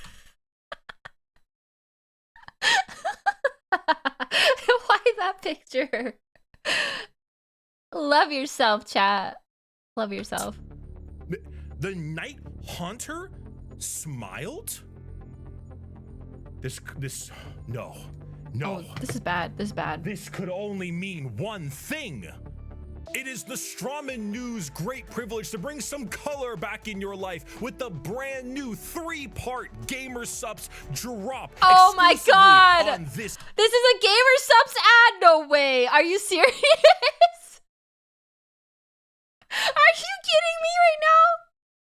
So much effort went into this. This is crazy. Oh, he got me. He got me so good. Here News Network. That's right, your esteemed host, Bricky, myself, is dropping a 3-part Gamer Subs release for pre-order, available now and only for a couple of weeks. Not only does it include a completely brand new artwork reskin of the Sweet 6-pack flavor, one of the highest selling flavors in the entirety of Gamer Subs, but it also comes with the first ever all over print Gamer Subs 32-ounce jug. And if that isn't enough for you, if the phenomenal drink and drink holder is not enough for you, we have a desk mat to go along with it. He got a desk mat! He got a Gamer Subs desk mat! Holy! That's right, the Herculean look of the brand new Sweet 6-pack style is here. We're still looking at muscles beyond belief, but this time we're talking taste, we're talking Atlas, we're talking smooth. That wasn't enough. I, your co-host specifically, should you pre-order all 3 of these items, will personally hand sign a note for you, thanking you for supporting this network. All of this you can receive for 10% off if you go down in the description of this video and click the link, or go to gamersubs.com/Bricky and use code Bricky. Use the code Bricky. Support his Gamer Subs. That's crazy. He got a whole ass desk mat. What the heck? That looks so clean. Save 10% off with code Bricky. Bring some color back into your life and increase production across the board for our glorious leader, the Night Haunter. Thank you, Gamer Subs, for sponsoring the Strawman News. And let us move on to our next scheduled program. 5 years ago, I can't believe that. The dedication to that bit. He had me. I thought he was going to narrate as a podcast or something. I can't believe that. He got me so good. Oh my god. Every Warhammer 40k faction explained. A passion project of mine for a universe that I enjoyed so much. Its main purpose was to be a drawbridge, the separation between the layman who had only ever seen the big armored blue man situated neatly next to a Wetzel's Pretzels, and then the hardcore Warhammer lore nerd. That was just too wide, and there was nothing bridging these two together. You know what? That's totally true, actually. That's exactly true. There's no way I would have gotten into Warhammer without watching these videos first, I don't think. Unless someone like held my hand and told me about it in bite-sized pieces. Because I saw a bright blue space marine and I was like, not for me. I don't like StarCraft. And now I'm like addicted to it. So That's very true. That's very true. Since 2020, Warhammer has exploded in popularity thanks to COVID, quality game updates, and a few excellent video games, and a couple miniseries. The sheer volume of people who have told me they have purchased miniatures due to that video alone makes me feel as if Games Workshop owes me commission. However, that video is incomplete. I was not a casual fan, but I was also not a hardcore lore junkie. In the 5 years since that video's release, multiple channels have sprouted up, and the drawbridge between casual to the obsessed has never been wider or easier to traverse. Even I, myself, have been a part of Adeptus Ridiculous, a podcast teaching lore in a much simpler and condensed form. Needless to say, I've learned a lot. Warhammer is so much more than just Spaceman shoots big gun. It has also grown substantially from its origins, being a Warhammer Fantasy spin-off just in space. Now, it is a black library filled with immensely deep characters, difficult themes, and even some tear-jerking stories. It is a backdrop for a million stories over a million worlds, and I did not see its true depth in 2020. But now, I'd like to share what I've learned. We just had a brief summary of the world and each faction that takes place during it. And we did that because to truly understand each faction, we must understand what makes them the way they are. And to do so, we need to begin in chronological order, discussing their origins, their culture, their powers, and of course, what makes them oh so grimdark. So let's begin with the group that started it all and sing praise to the Infinite Empire. It's my boys! Yeah, let's go, Necrons! As mentioned before, the Necron tier were the original form of the Necrons, an alien race far away from us that lived short, painful lives due to the irradiation of their star. Normally, this would manifest as like a sort of cancer, a space cancer of sorts. The Necrons are very much inspired by the ancient Egyptian. Damn, this music hits hard! This music's so good! I love how videos start with my favorite group. It makes me happy. I just want to learn about Necrons. I mean, everyone's cool. I like learning about all the factions, but Necrons, they're my boys. They're poor, sad, tragic space boys who are super strong. Aesthetic, but unlike the windswept dunes commonly associated with it, the irradiated hellscape the Necrons here endured was far from picturesque. This also translates into their hierarchy. They are a race of nobles and peasants. Most of the peasants would often live for their very short amount of time, only a couple of decades, while the nobles tended to have better care and would live a little bit longer, but still far less than the average lifespan of a human, even today in the 21st century. The leader of the Necrons was Zarek, the Silent King. Yeah. He was the one who took the deal with the Catan and the Deceiver. Of course, he wasn't aware of the fact that they were known as the Deceiver at the time, but the whole species... What a big oopsie. Well, he made a deal with the Deceiver. I mean, he wasn't named the Deceiver at the time. Might have been a little mistranslation there.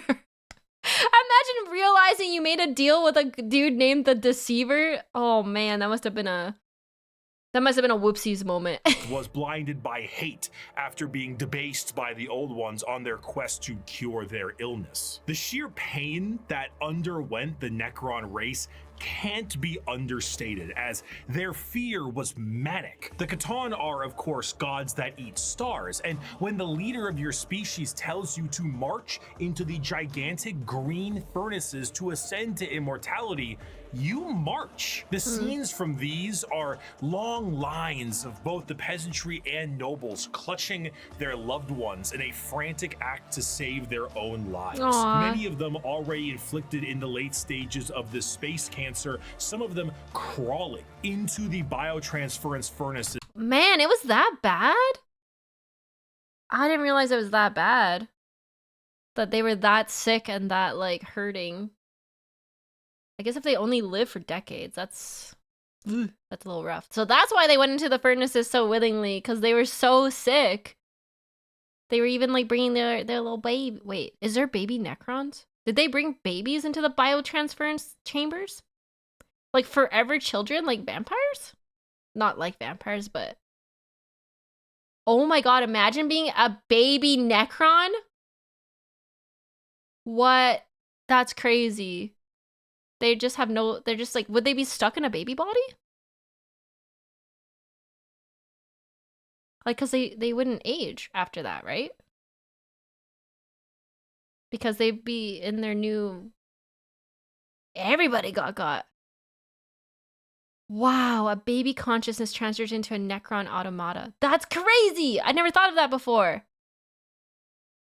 Huh. Is trying to outrace death itself without realizing death was the one who made these to begin with. What came out the other side was a soulless husk. And I say that literally. A soul is not an abstract concept like it is in our world, an immaterial version of oneself discussed and debated in religion and philosophy. No, in Warhammer, a soul is a real, tangible item of oneself. Okay. And the Catan basically were just like to every single person who went in their furnaces. If you were a peasant, you came out a Necron warrior, and you as an individual have ceased to be. You have no mind, you have no soul, and your body, as you know it, is made of an extremely advanced mass of re-knitting living metal known as necrodermis. You cannot think for yourself, for you do not have a brain to think with.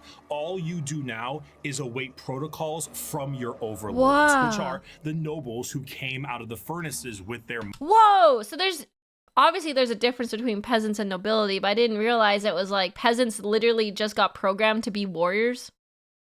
They don't have they just follow protocols. They don't think at all. Same metal they used to build bodies for the Catan, by the way. Oh, necrodermis, living metal. The name necrodermis is living metal. That means dead skin.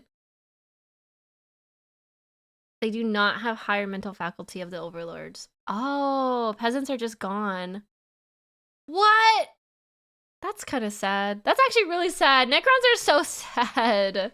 That's why I like them.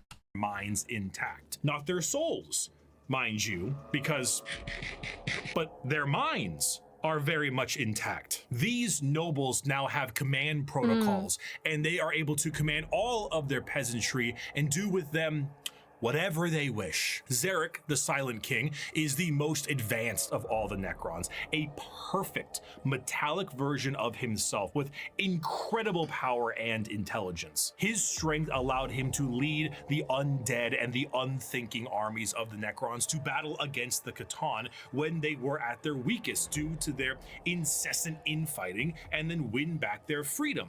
But gods cannot die. So in reality, what occurred is the Catan were shattered into thousands of pieces, and each shard of their god was trapped in a stasis vault and mind controlled to do the bidding of the Necrons they once enslaved. The biggest challenge they— Wow, they look so cool.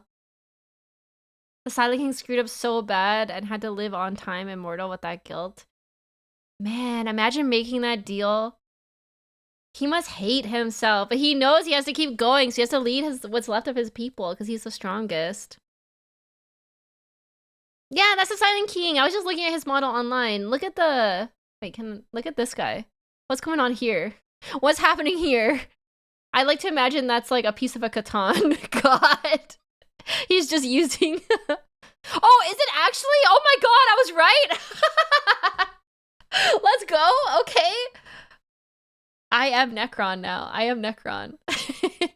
we face now are actually the upstarts of the galaxy. The Eldar and the Orcs were quite prominent, and as you can imagine, a galactic war really takes its toll on the joints, or I guess the servos. It was in their best interest to wait out the galactic rise of the other races and come back at a more opportune time. So they went into stasis via these massive tomb complexes hidden beneath various worlds, biding their time until it was once again their opportunity to rule the galaxy. Zarek, the Silent King, as penance for his failure to his people, exiled himself into the darkness between stars for the next 60 million years with his— 60 million?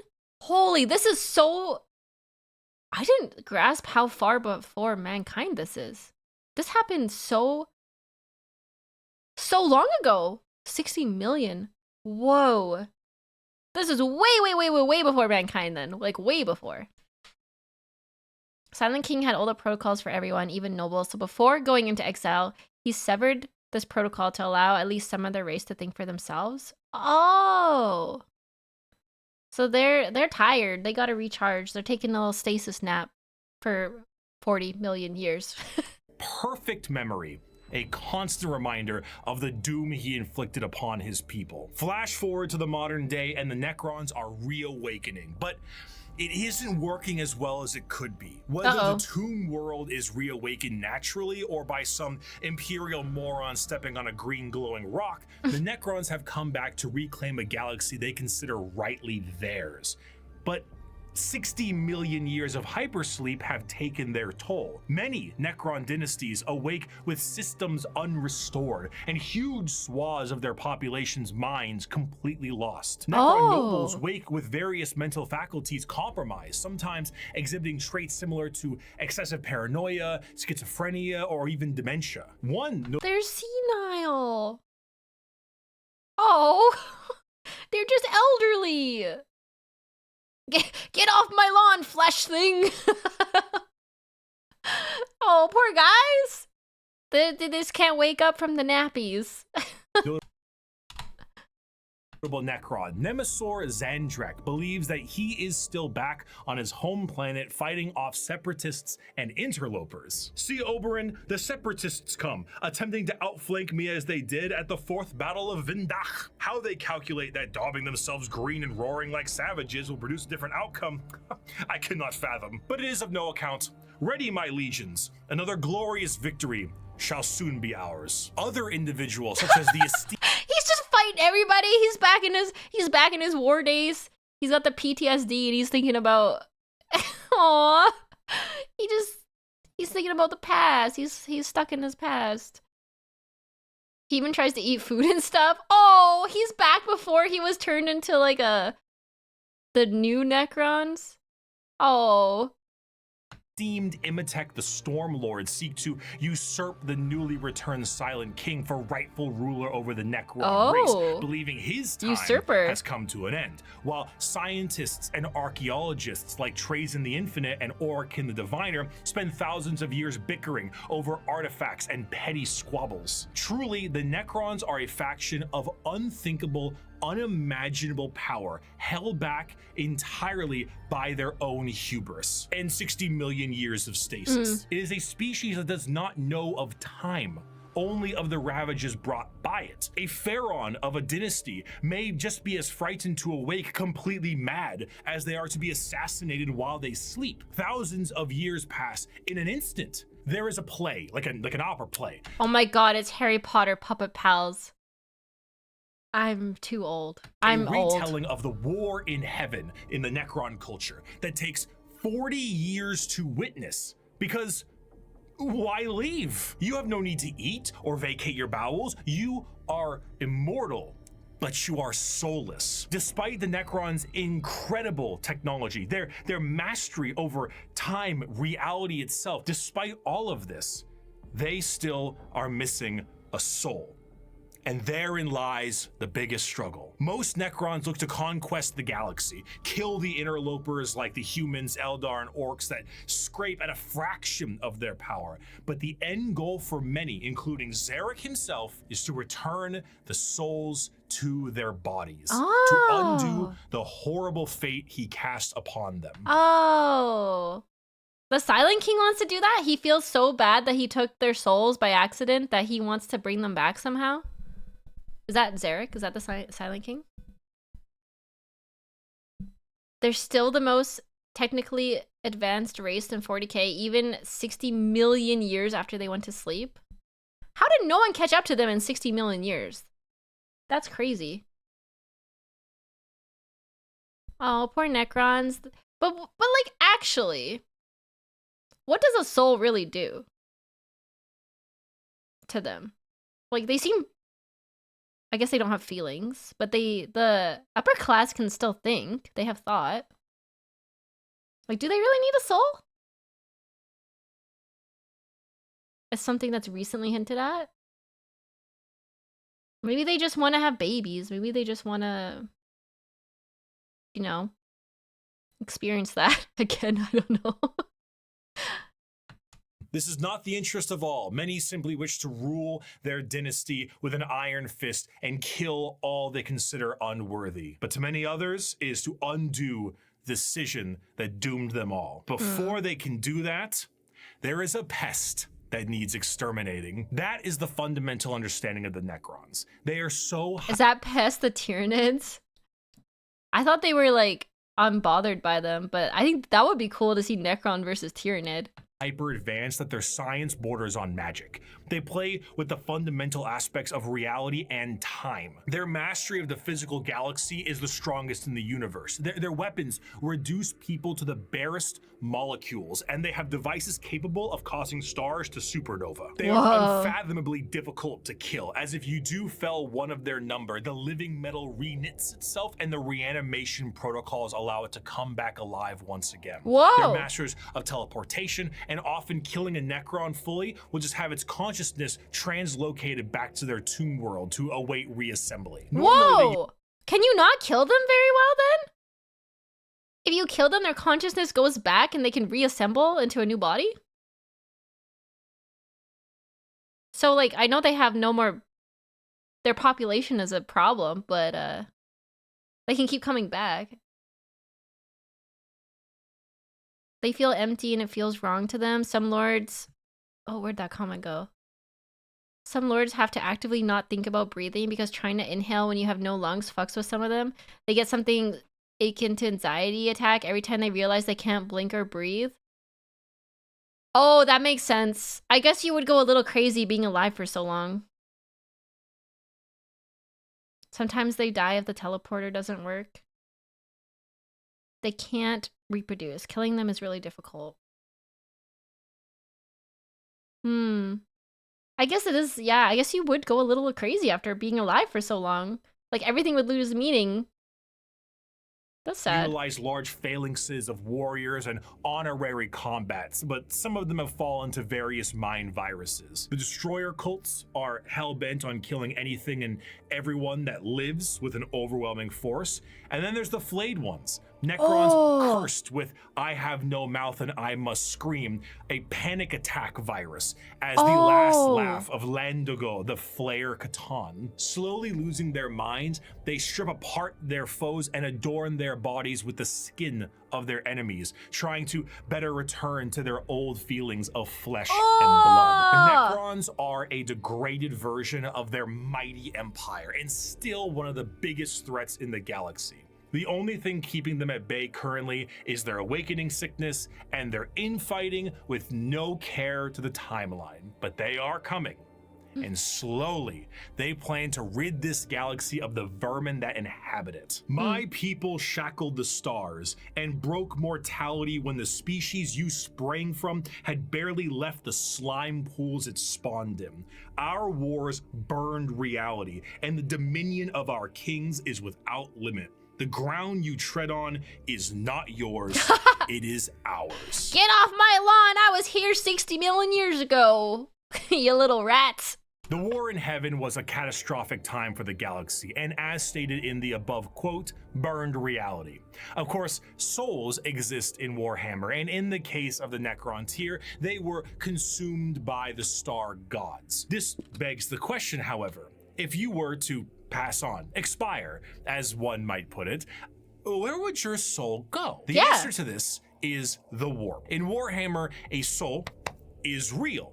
And so is hell. The afterlife, the Empyrean, the Sea of Souls, the Immaterium. All of these names refer to the dimension parallel to our own known as the warp. Now, the warp is not like our reality. It does not follow the classic normalcy of time and space. It is defined as the Sea of Souls, and it acts like this in a more literal way than you can realize. To imagine the warp is to imagine the sea itself. Hell is real, and you can surf on it. It has a current and can become more dangerous depending on where you go and how bad the weather is. As the Immaterium is a reflection of our reality and of our souls, all thoughts, all emotions, all feeling that goes with a soul is passed on into the warp. If an entire planet decides it's going to engage in a blood-fueled rampage of murder and gore, then the warp around that planet will be affected in a similar manner. It's not something that you can see. It is a parallel, not perpendicular dimension. But it is changing. To expose oneself to the warp for any period of time invites certain death outside of the most iron-willed of individuals, and to stare into it will drive one mad. Much like the open seas, things dwell in the warp. Whether these beings were always there and were just emboldened by the carnage of the galaxy, we can only speculate at. They go to Ohio. The warp is just an analogy. The warp is a small section of Cleveland, Ohio. No, not Cleveland. I have no comment. I've never been to Ohio. Ohio made infinite. At a time, you could say it was more calm, but a certain faction's galactic war in heaven didn't do it any favors. Now the warp is turbulent, and its realms belong to a pantheon of gods known simply as Yeah, chaos! The chaos reign! The forces of chaos are beings that serve directly under their patron deity. There are 4 current gods of chaos at the moment: Khorne, Tzeentch, Nurgle, and Slaanesh. Each of them represent various facets of and emotions of sentient species and play a great game against one another for total control over their realms. Interestingly enough, I really like Khorne and Tzeentch the best. I like Tzeentch probably the best because I love his I guess trickster energy, where it just blows my mind because it can control everything, but also like his whole thing's about change, so he can't really control everything. Yeah, I like the Zussy. I like that he's got a mouth down there.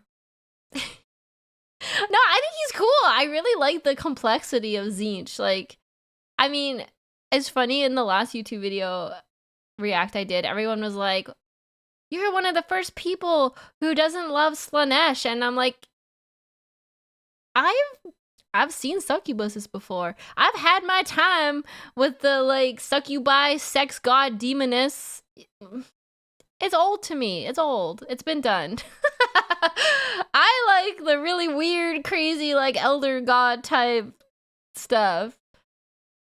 That's cool to me. That's cool to me. I also like Khorne because he's just like straight up 1v1. I will punch you in the face and rip your guts out. And I'm like, I like a man who tells me straight. I like that he's gonna tell me exactly what he's gonna do and he's gonna follow through with it. Tzeentch is the big yappy birdman. He's great. She likes the intellectual one. I just like his whole thing about. I don't know. He's kind of like a fate stitcher in a way.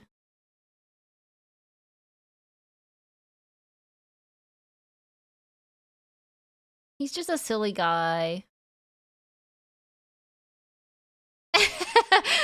Yeah, that's true about Slaanesh. She's smexy. I like her. Actually, you know what? She's more than that. I don't know if I like her anymore. She's scary.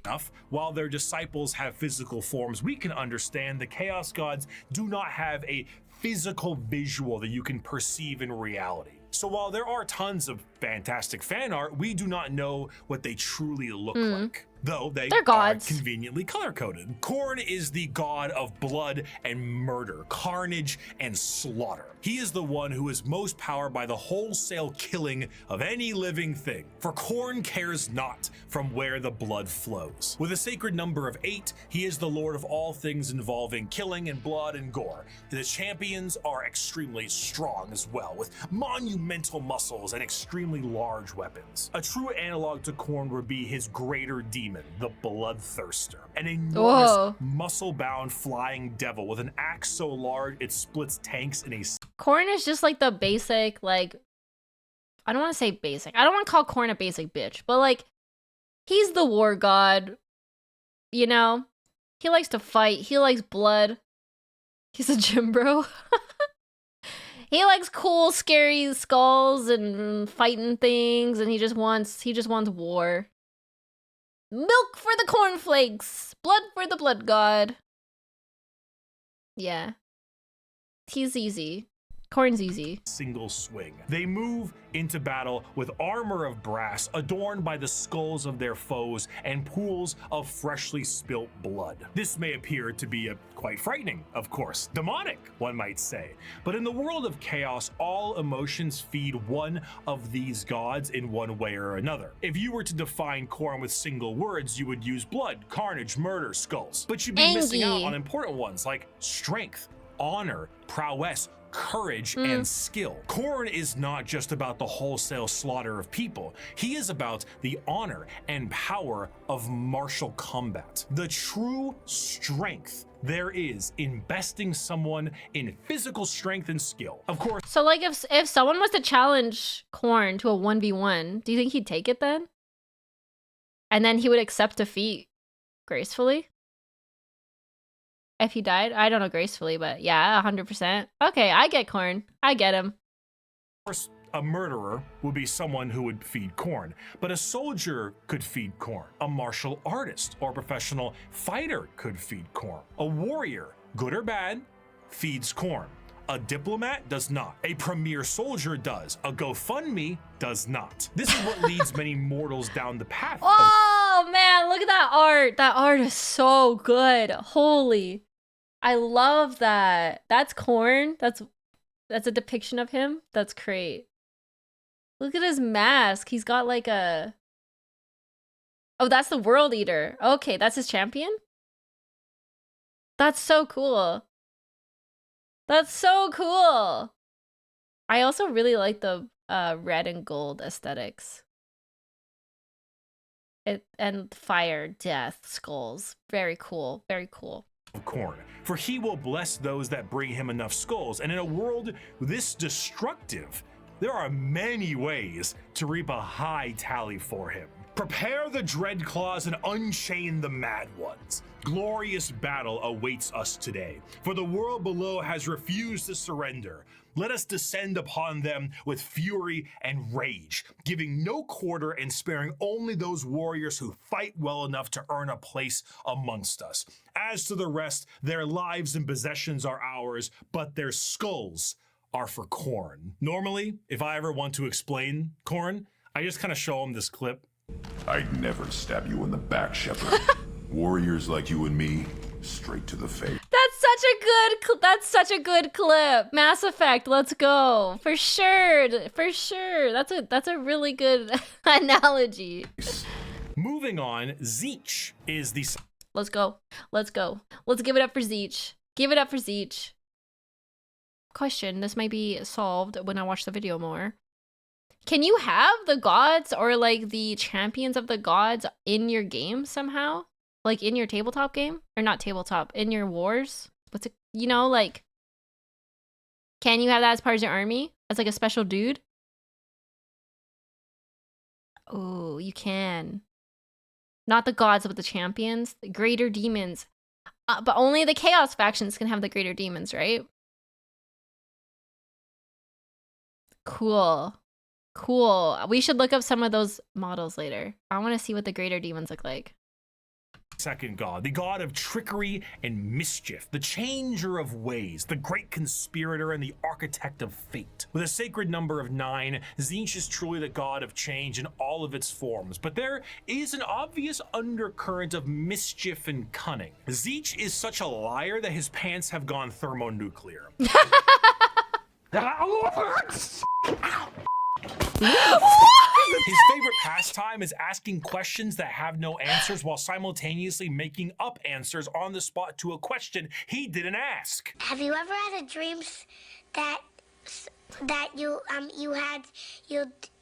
That is literally me as a person trying to say anything, and my ADHD just That is hilarious. you could do so. Me literally narrating this react right now, trying to give like any kind of insight. I'm sorry. You want him to do you so much you could do anything? He is such a conniving little bastard that every emotion of lying, of scheming, of trickery is a direct way to help feed him. An unfaithful partner, a politician, a spy. All these people feed Tzeentch in one way or another, and it doesn't matter if the intentions are good. Acceptance does not feed Tzeentch. Change does. Tzeentch doesn't care about your facts. He only wants opinions. Because he represents change, he also represents hope, though. Schemes are not always bad, and even the hope to make a better tomorrow is the change he seeks. Because he is the architect of fate and the mastery of sorcery, his presence is purely unknowable. Every depiction of a Tzeentchian demon contains more eyes than are necessary and more mouths than I know what to do with. It is a biblically accurate angel if the angel gaslit you into thinking birds are government drones. But are they? The creatures at his disposal adorn themselves with the knowledge of sorceries and the unknown, all to provide a mind-crushing experience. Fighting demons from outside of our reality is difficult enough, but fighting demons from unreality, purposely attempting to trick you, is a whole new thing entirely. And that is before we even get started on the gigantic bird of sorcery you're going to need to face. Do not ask which creature screams in the night. Do not question who waits for you in the shadow. It is my cry that wakes you in the night, and my body that crouches in the shadow. I am Tzeentch, and you are the puppet that dances to my tune. Third of the Chaos God. Tzeentch is so cool. He just reminds me of like Lovecraftian horror, kind of like the unknown. He's everything, but he's nothing, and you never know exactly what's going on. Tzeentch once yeeted his best greater demon named Kairos into a warp well just to see what would happen, so if you follow him, he will screw you over. He's also very into forbidden knowledge and often uses the prospect of it to tempt mortals to his side. Man, I really like him. I would fall for Tzeentch. I would probably fall. I would definitely fall to Tzeentch. Be like, ooh, knowledge. You have knowledge for me? You have special powers for me? I'm special? Are you saying I'm a special girl? Then he'd yoink my soul. Yeah, you would! Then he would just yoink my soul. Gods is the one of acceptance of rot and pestilence, the grandfather himself, Papa Nurgle. Nurgle is the exact opposite of Tzeentch. Where Tzeentch believes in change and hope for a future, Nurgle believes in stagnation and the end of everything. At one point or another, we will all decay. We will all rot, and we will all end. And with a sacred number of 7, every single thing, pestilence, boil, and everything in between, comes under the great shadow and girth of Nurgle himself. The girth of Nurgle? Bricky, what are you saying to me right now? Papa Nurgle loves you? I don't want to be loved by Papa Nurgle. For Nurgle, the plight of mortals is his fear and wine. And no matter how solid life might be, everything will decay in the end. In the creation of life, there must be an end to that life. And nobody has more creations to end lives. I can't. He's cool. I get it. I can't with the aesthetics. It's too much. I don't need to see a belly full of teeth. That's gonna give me nightmares. I hate it. I can't do it.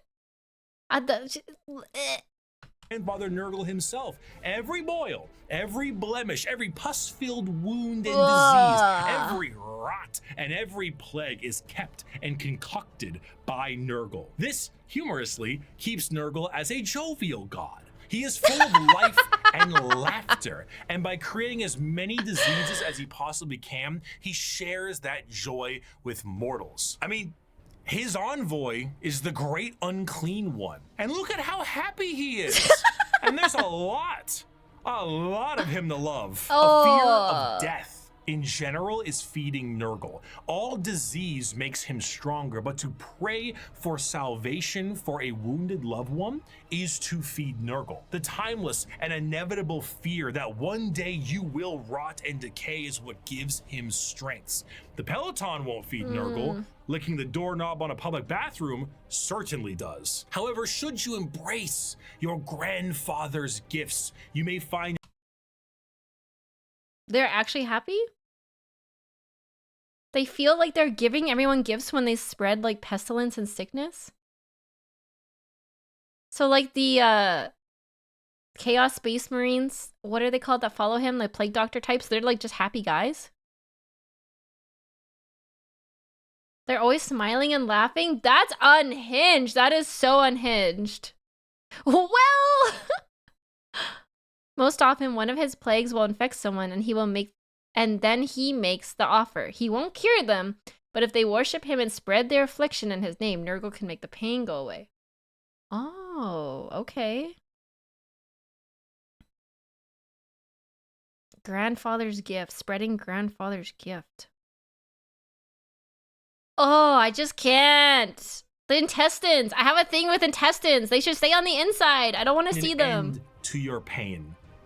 Maybe. All mortal followers of the Chaos Gods found themselves there in one way or another, either through the direct worship or the slow corrupting of their souls. But those that take Nurgle's gifts and embrace the decay of their bodies may end up being chosen among his few as a faithful servant. In doing so, you will be free of the pain caused by Nurgle's ailments, and you may even find yourself just as jovial and happy as he is. Cute. Maybe. His enemies shall wither and die. His allies shall wither and die. The universe and all within it shall wither and die. And when the great corruption has settled over the land and permeated the very foundations of reality itself, then shall the Lord of all rise from the rot and ruin, spread his arms wide to reclaim all of his dutiful children. Those were the three major chaos gods for a very long time, emboldened by war and death on a galactic scale, ever present, but now fact on the suffering of a galaxy. So, do we know when the chaos gods were created? They were just like manifested one day out of nowhere. Like, we know Slanesh was created by the Dark Eldar, but the other chaos gods, they've just been chilling. Oh, from the War in Heaven? Were they made around the time the Necrons fought the Catan? The others were just always there. Okay.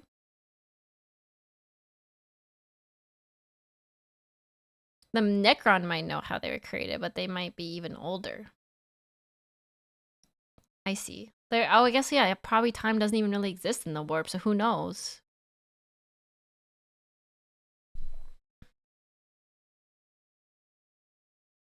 Okay.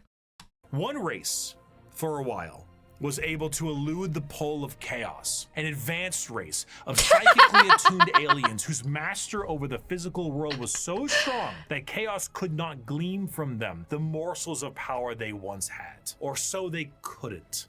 Not for a long while. 60 million years ago, in an attempt to combat the Necrons in Catan, the Old Ones made a new species. One with innate power in the warp and the ability to harness it with a mastery that was unseen by so many others. A mastery so powerful, the Necrons retreated to sleep in order to wait it out. It was no longer a galaxy to be ruled by them, but instead begin the age of the Eldar! The scary ones! The Eldar are a race of pointed-eared humanoids that are all psychically... So, like, the old ones created the Eldar. They created a whole super advanced race. How did they die? Like, I know the Catan and the Necrons killed them, but, like, I'm just... They seem so powerful. How are they, like... How did they die? The Drukhari are the evil ones, not every Eldar. My bad. I'm sorry, Eldar. I shouldn't profile you like that. The old ones created a bunch of races. I guess the Catan were powerful too. That is the answer. I guess they were just more powerful. But that's just crazy. They can just like create races like that.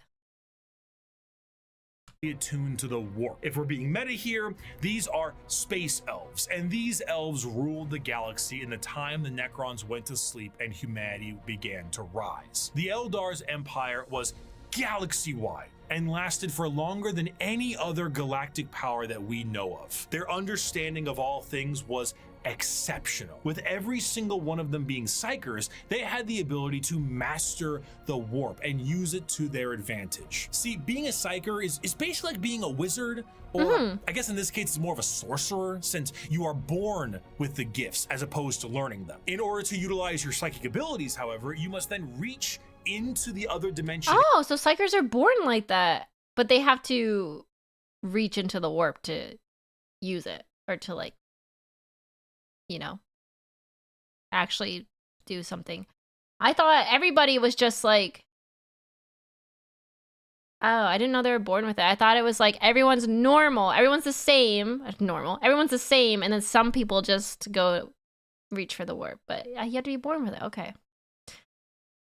Into the warp, into hell for that power. So if you were to say, cast fireball, your mind would reach into the warp, gather the strength to rewrite reality, to then cast fireball. Now, you might think to yourself, doesn't that mean if you are opening up a power to the warp, you may create a lot of risk to yourself because of all the horrible things we just talked about in the warp? Yes. However, in Warhammer 40, yes, that is a bad thing. Yes. okay, willpower is a real, tangible thing, in the sense that in its own right, it can be weaponized. Being strong of will means being strong of soul, and being strong of soul means you can resist the pull of the warp that much more. A more inexperienced psyker opens up a hole into the warp that is large, and that hole widens to get more power, allowing evil things to get in. A powerful psyker is able to open a very small hole, but with immense force to get the same amount of power with less risk. The Eldar are master psychers. Every single one of them can call upon the warp, and over millions of years they have perfected it so much so that they can weave structures out of it. Whoa. In some species in the galaxy, they utilize the warp itself for interstellar travel. The Eldar ain't having any of that noise. How about we utilize a fancy alternative mode of travel that is substantially safer than the old ones created, called the webway? What about dying? Miss me with that. We no longer age. Oh. And if we do, we can just be reborn like that. Food? So, like, the Eldar figured out immortality on their own? The Eldari? Whereas the Necrons were trying to get immortality for so long, they had to make a deal with the Catan. And the Eldari were just like, actually, we're just super duper strong now. We don't age. Boom.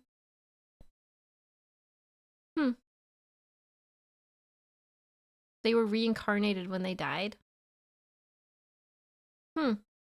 Interesting. Okay. Water, materials, we make things out of distilled warp essence itself. We sing unreality into cathedrals to dine in. What truly could the Eldari Empire possibly fear?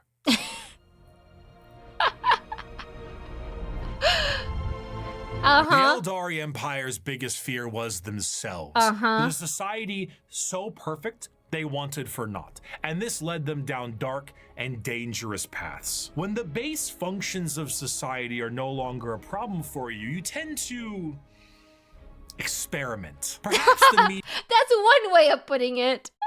When you get bored, you tend to experiment.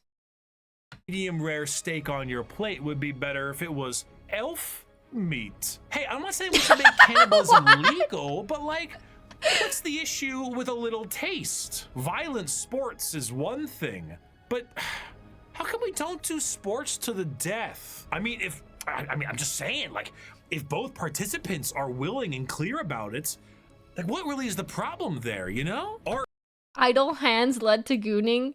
The Emperor, probably. Oh my god, they just got bored with life because everything was too easy, too great, too good. So let's see what kind of depravity we can imagine. Basically, especially if they can't die, they're gonna get bored eventually. They're gonna keep trying crazier and crazier things until suddenly, oopsie doopsie. art is in the eye of the viewer, and what is considered art is completely up to the concept of one's own interest. A canvas adorned with the blood of a man wronged is truly the visual poetry that our society needs. Hedonism. With a slow and consistent hedonism, the Eldar slid backwards into debauchery of the sort I cannot discuss on this YouTube video. Murder on stage, delicacies and drugs distilled from one another, the trade of slaves and concubines, and much worse. The Eldar physiology has their emotions heightened, and they can feel more than a human does. So while it can provide lows of pure despair, it can also provide greater highs than you have ever known.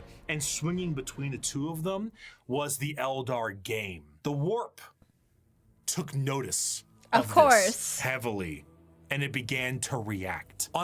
Something to keep in mind is that it took millions of years for the Eldar to get this bad. Right, okay.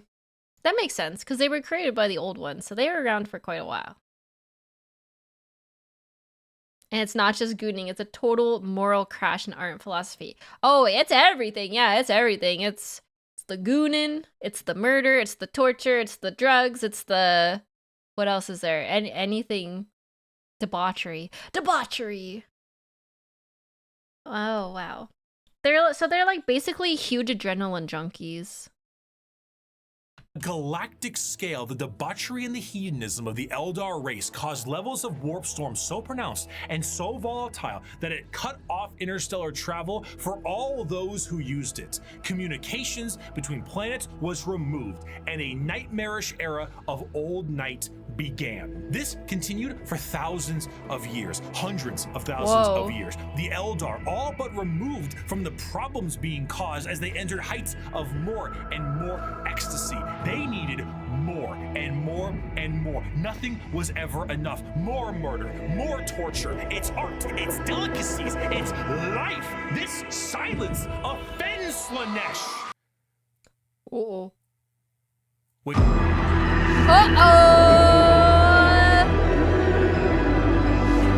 Slaanesh, the prince of pleasure, she who thirsts, the god of unspeakable. I have never seen this art before, but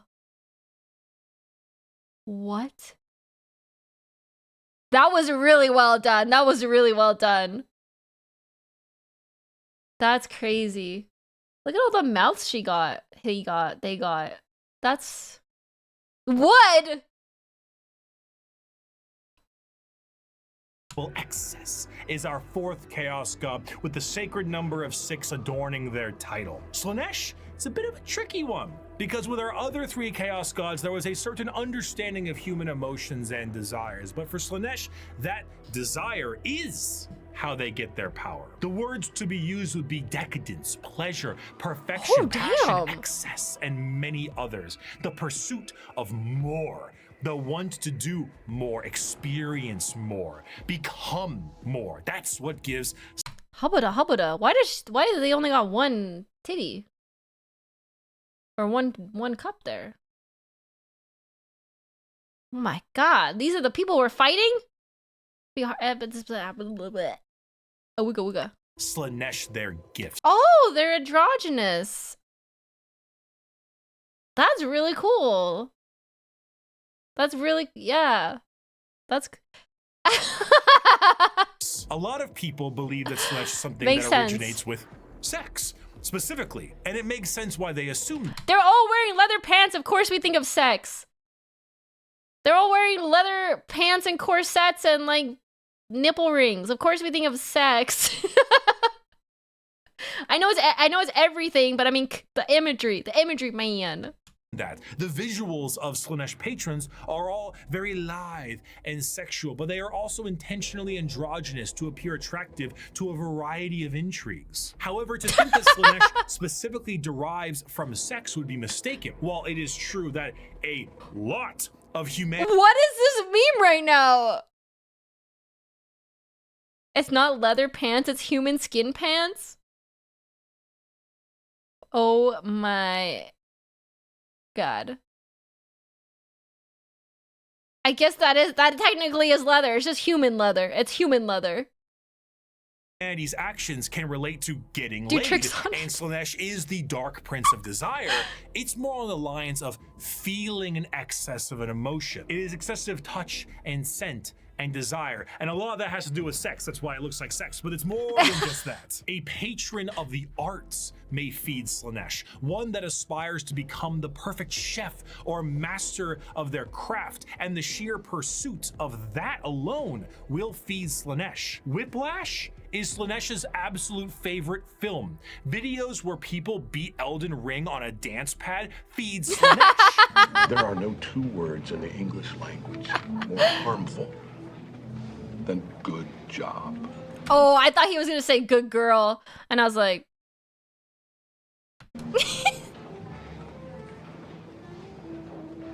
But is there a line?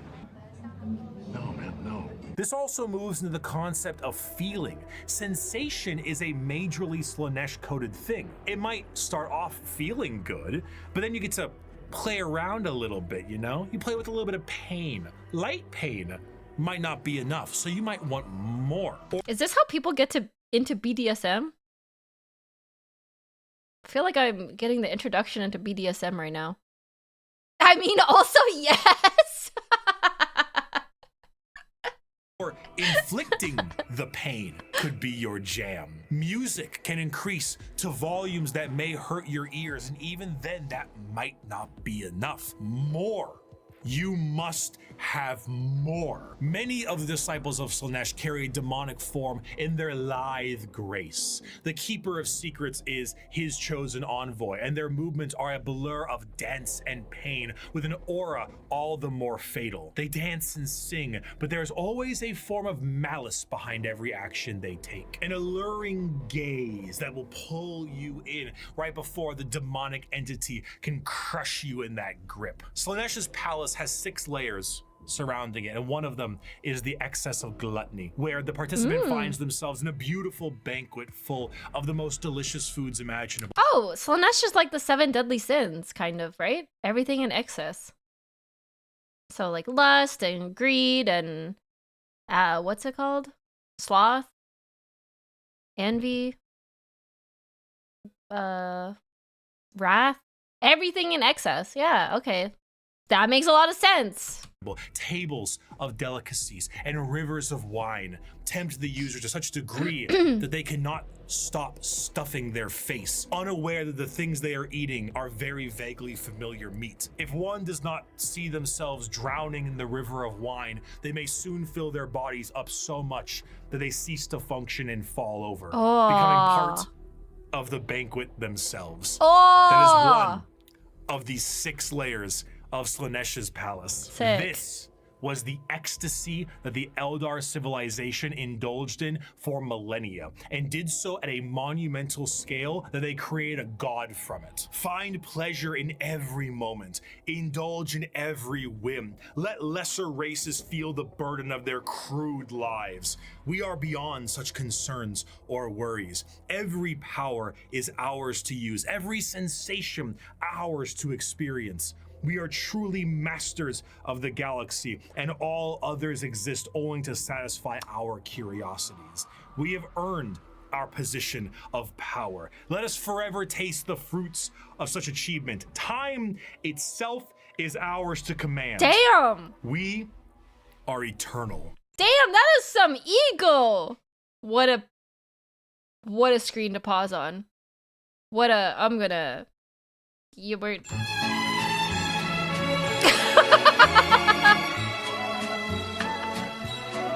With the birth of Slanesh, the Eldari Empire ceased to be.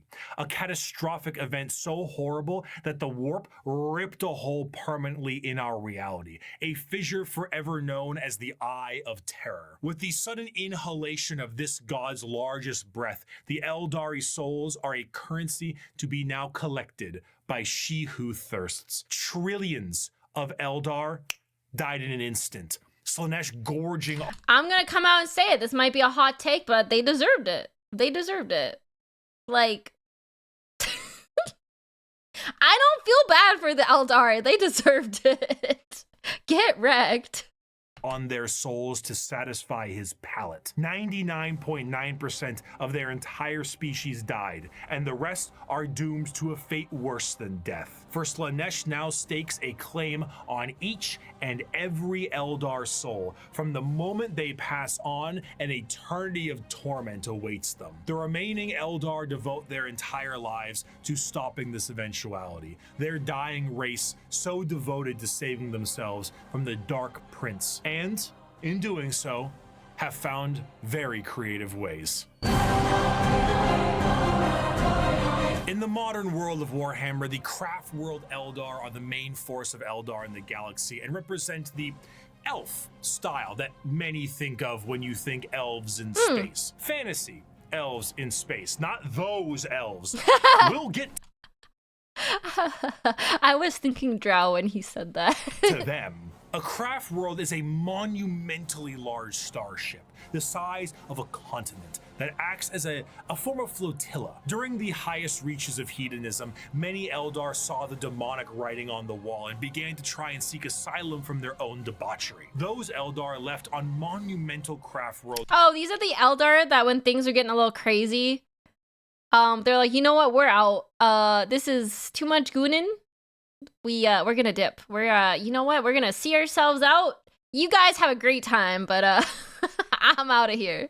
Into the far reaches of the galaxy and saved themselves from Slaanesh's awakening. The main thing the craft world Eldar seek is to temper their minds and bodies in a way that will never allow them to slide back into their old ways. The representation they carry is that of a more feudal Japanese motif. Eldar follow paths as they age, the path of the warrior, the seer, the poet, the diplomat, the bone singer, and so on. These paths are a strict code of conduct to hone the heightened. These guys kind of feel like monks to me. They got the vibe of, you know, pure body and mind so we don't get corrupted by Slaanesh. Eldar psychology down a school of thought and action. And if it sounds a hell of a lot like Bushido, well, you're damn right. Here's a medal and a soul stone. Don't lose it or an eternity of torment awaits you. Going through these paths will allow you to take up not just a role in Eldar society, but keep your mind clear from the past worries that plagued them. Every Eldar is said to be a psyker, however, very few of them actually utilize their psychic powers for fear of tempting she who thirsts. A large amount of emphasis is also put on ancestors of the Eldar and learning from them the farther you go down a path. This can sometimes be seen by the large variety of jewels adoring the armor of Eldar. Those are called soul stones, the biggest middle finger to Slaanesh they can think of. See, when an Eldar dies, these stones act as a backup, and instead of their souls going to Slaanesh, they are then trapped and stored in this little stone. So when the Eldar say they commune with their ancestors, they mean so very literally, as the spirit and soul of generations before them are stored here, often larger structures. Whoa! They found a way to store their souls? So they don't, so Slaanesh gets nothing from them? That's pretty great. They're literally like, fuck you, Slaanesh. We don't need you. Structures may contain vast amounts of soul stones, such as the Infinity Circuit in the craft world itself, allowing the souls of the dead to help power their enormous starship. The young do not desire the discipline of the path, but rather their curiosity drives them to try every fruit from the tree. Thus, it is that so many take the path of wandering or the path of damnation in their first years of adulthood. And so, the great tragedy of our kind is played out again and again as the number of our people shrink from generation to generation. These paths, when completed, allow an Eldar to move to the next one, then the next one.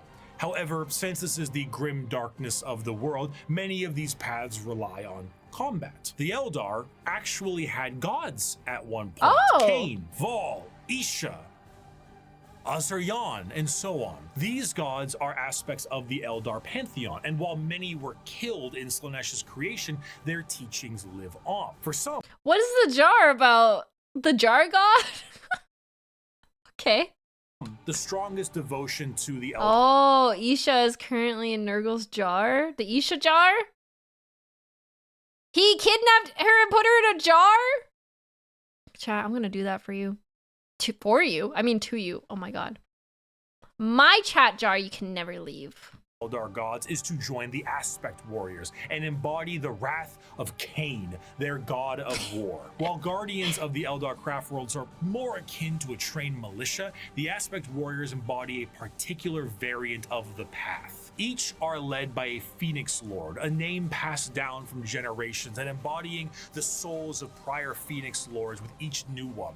The Howling Banshees, led by Jane Zar, Fugin and his Fire Dragons, Baharoth and his Swooping Hawks, or Malgan Ra and his Dark Reapers. Each Aspect Shrine carries with it the Eldar way of war.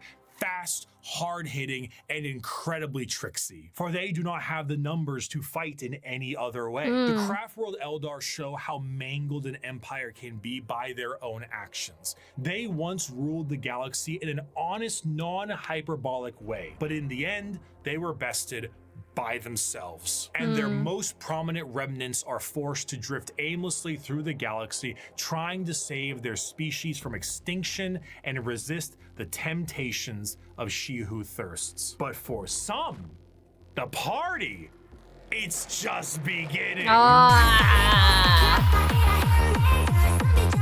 Deep within the We love flaying people alive over here in the Drakari party.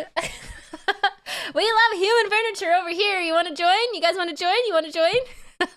Webway is the city of Kamara. This dark city once existed as a port in the Webway that allowed for ease of transport for the Eldar between its various domains. The significance of this city meant that it needed to be a bit more of a neutral territory outside of the jurisdiction of general Eldar law, and therefore it was allowed to self-govern. This did not go well. The Dark City became the hideaway for all manner of sin. The Eldar race slipped into debauchery on a galactic scale that it birthed a god, and this was the city you went to when that wasn't enough for you. The convenience of being so deep within the Webway was that it exists as a blind spot to the horrors of the warp. So while the rest of the Eldar fled the downfall of their species, Kamara kept partying. When Slaanesh was birthed, they were saved the worst of it, thanks to them being nice and neatly tucked away inside the Webway.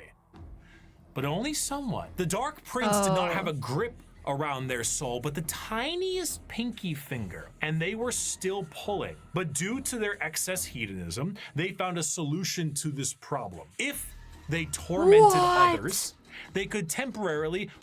What is this art right now? What am I looking at? The birth of Slaanesh was just a pre-drinks for the party. Oh my god, what a sentence that is. This is what the Drukhari look like now? Oh my god, that's insane.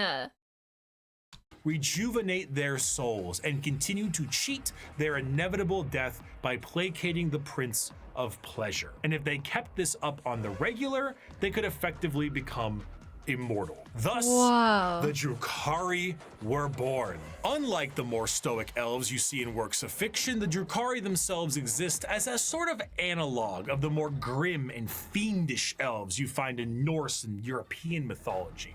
The Drukhari are soul vampires, but the more basic means to feed are hardly enough to keep them going. This desire to feed is known as the thirst, and to quench it effectively, they have mastered the art of biotechnology and dark sciences to really juice themselves up on the crispy soul sprite from the vending machine called the Galaxy. The majority of Drukhari act as pirates and raiders and slavers. They're the scariest thing in Warhammer. They're the scariest thing in Warhammer, I think. That's so scary. They're like the bad space bandits that are gonna like do horrible things to you if they catch you alive. They remind me of, has anyone seen Firefly? They kind of remind me of the Reavers. Are they called Reavers? The like space things that you're scared of, that you don't want to be taken alive by. You'd rather die before they take you because they're going to do horrible, unspeakable things to you. Yeah! They scare me! They scare me, they scare me, they scare me. Reavers are tame by comparison. Oh my gosh. Okay. They go into our physical reality and drag people back to Kamara to commit atrocities that go beyond any imaginative torture a human can think of. The Drukhari are organized in various groups throughout the Dark City to accomplish this in a more organized and extremely brutal way. The Cabals act as the main warriors of the city, led by their archons. Witches and succubi act as entertainment for Kamara in gladiatorial arenas, and the flesh-crafting homunculus keep the Drukhari alive and discover ever increasingly more painful ways to torment their ever increasingly large supply of slaves they are brought. The Dark Eldar see the other inhabitants of the galaxy as little more than cattle, livestock that can be brought to bay or slaughtered at any time. Their fodder, however, is not meat and muscle, but the anguish and despair of the weak. The Dark Eldar do indeed drink blood, but also tears, and most sustaining of all, the raw essence of pain they wring out of their captives. That's the so truth metal. of the matter is that Drukhari sustain themselves on the suffering of others, not just morally, but physically. Kamara is a city right. So do the Drukhari do it to each other? If they don't have any slaves to toy with or something? Like, do they do that to each other? I guess. Yes. They do it for fun. I that is how it started, I guess. That's true. Oh, wow. They can look very attractive, by the way. I haven't seen any attractive Drukhari yet. I guess they all look horribly mean and evil, but I guess that's part of their that's their aura. Rife with backstabbing schemes and murder. It is the worst back alleys of the worst ghettos at the best of times. Nothing is more horrifying to a Drukhari than death, for death will see them in the talons of Slanesh for an eternity of torment. So they do everything they can to stop this. The homunculi covens regrow dead members from pieces of flesh as bargaining chips. The succubi create grisly Okay, there's a hot one. You're right. There's a hot one. Their beauty's more like glamour. They look much more horrifying with the veil gone. Oh, that makes sense. That's why they're in gangs and cabals. If you have no protection, you'll get snatched up and tortured. Oh, okay. And they aren't above going after craftworlders or exodites either? Oh boy. They're the worst kinds of fae from old fairy tales. Gladiatorial spectacles that literally rejuvenate the audience members as captives are murdered for sport. To be captured by the Drukhari is one of, if not the worst fate imaginable in the world of Warhammer 40k. Wow. In a universe built on war crimes, they are the most debased war crimers of all time. To be tortured and sacrificed in the gladiatorial arenas is a blessing, for you have escaped the fate of being in the Fleshsmith's control group, or being turned into a living and breathing piece of furniture for an Archon's quarters. In a cruel— No, it's the furniture. I was hoping to forget that. I was hoping that would be scrubbed from my memory. I don't like that. They're really creative with torture. Turn the soul of a person into a chess-type board game, and every time a piece was moved, it caused unbelievable pain. If a piece was captured, part of their soul died. What? How do they do that, though? twist of fate, a newly born Drukhari does not arrive into this world loving torture. It is something they must grow to love. Grow to appreciate the suffering of other beings in order to survive in the world they have been brought into. If they succeed, they become— No. That's the worst part. What? The little babies and children, they're just normal little baby, happy little innocent children, and they have to learn to love this? I just thought they were all born like evil. No, that's horrible. That's horrible. One really crazy thing about the Drukhari is that if they don't torture others, they start dying. Oh my god. become some of the worst monsters in the known galaxy, a dark reflection to the Craftworlders and a taste of what Eldar society was like before the fall. If they do not succeed, they must find purchase elsewhere. Often those will join smaller parts of Eldar society like the Exodites or the Harlequins. Exodites believe in a pre-industrial variant of their society, often retreating to more lush worlds to ride dinosaurs and live off the land. Prehistoric style. They're like monster hunters, these ones. That I would normally laugh at if they weren't riding dinosaurs like ballers. The Harlequin dancing troupe are a subsect of Eldar that are more than just a little strange. A carnival of dancing jesters that serve the Eldar laughing god of Kegarak. They arrive never when expected and leave just as quickly. Blurs of light carry their footsteps as they dance their foes into a grave. Combat is just as much of a joke as it is a play on bloody murder. They travel and aid many other Eldar and sometimes even humanity for reasons we can never understand. Perhaps one day we would have, were they not stripped of their army book and folded into the Eldari Codex. I kind of like the Harlequins. I think they're my favorite of the Eldari. They're just so different. Oh, that's too bad that you like them. Wait, what's happening to them? Oh no. Wait, they got rid of Harlequins? There's a story of a dark Eldar noble child being brought into a room by her mother for a surprise. She opens the door to a tied-up man and tells her daughter to start hurting him. The kid is horrified and doesn't want to hurt some stranger, but eventually her mother makes her like it. Oh my god! I don't need to know these stories! Oh no. Harlequins exist, just they're not their own army anymore? Oh, okay. Okay, I like Harlequins though. I think they're funny. I mean, scary, funny, scary. So I suppose it'll have to stay a mystery, or maybe it was one of Kegarak's master plans to get back at she who thirsts and save their species. Who could know? Perhaps it was all a sick and practical joke to Kegarak, and he would just find it very funny to watch me fumble the discussion of one human on a tiny blue planet across the galaxy. Oh, speaking of. Ta-da! Before the fall. All right, I gotta pause here. I don't think we're making our meeting today. I gotta pause here. I do have a meeting in 45 minutes. How much is left? 56 minutes. I don't want to have to do a part 2 here, but oh no, I got carried away. Thank you for all the subs, by the way. I haven't been reacting because I want to just focus on the video, but I have seen all the primes and subs. Thank you.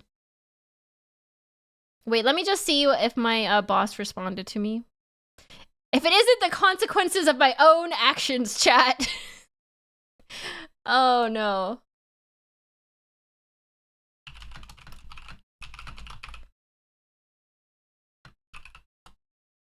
Oh no, the consequences of my own actions. We can squeeze, well, it's 2 times this speed, right? No, I don't want to do that. I feel like this video deserves my full attention. I don't really want to speed through it. I'm sorry, I'm bad at time management when I stream. I get distracted too easily. We spent so much time talking about miniatures and hunting.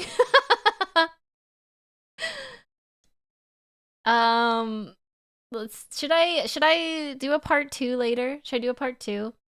And we'll cover the humankind. Because I don't want to rush through the humankind part. I feel like the mankind part is the hardest one for me to remember because like all of the Xenos races, they're so different aesthetically. And like they're just so different in general. So it's easy for me to categorize them, but the mankind ones are a bit harder to get straight because I mix up the factions still. I could just splice it into another video later. Yeah, I'll probably just wait to put this one out until I react to the whole thing. the editors. Thank you, editors. If you're watching this, thank you, editors. They can just put it all into one video. I'll just have to remember I started at Mankind. Yeah, they have so many sub-factions. It's hard to keep them straight. I keep mixing them up. Especially if they have similar color schemes. I'm glad they're color-coded. Otherwise, I would have really big problems. I don't want to get in trouble for missing my meeting. Oopsies. I thought I could like I thought I'd have tons of time to do the whole thing, but you know, I overestimated or underestimated. I underestimated. Wait. You know what I'm trying to say, chat. I said just writing down the timestamp. Oh, it is. Great. Hold on. Let me do that. 101:52. 101:52.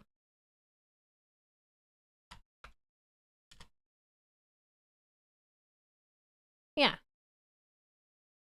The Harlequins are actually super cool. They usually arrive to theirs and other races as messengers and perform prophetic theaters. Basically, Eldar history has gone on for so long that they have seen every drama play out and history will always repeat itself.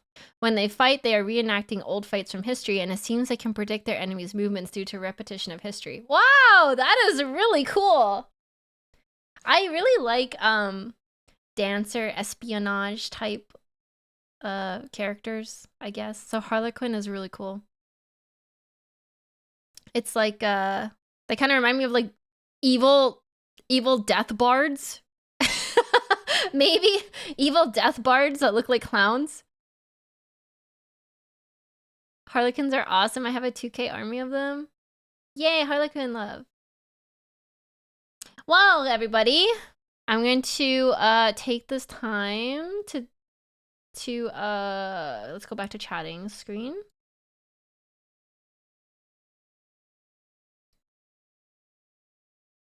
We're back. We're back.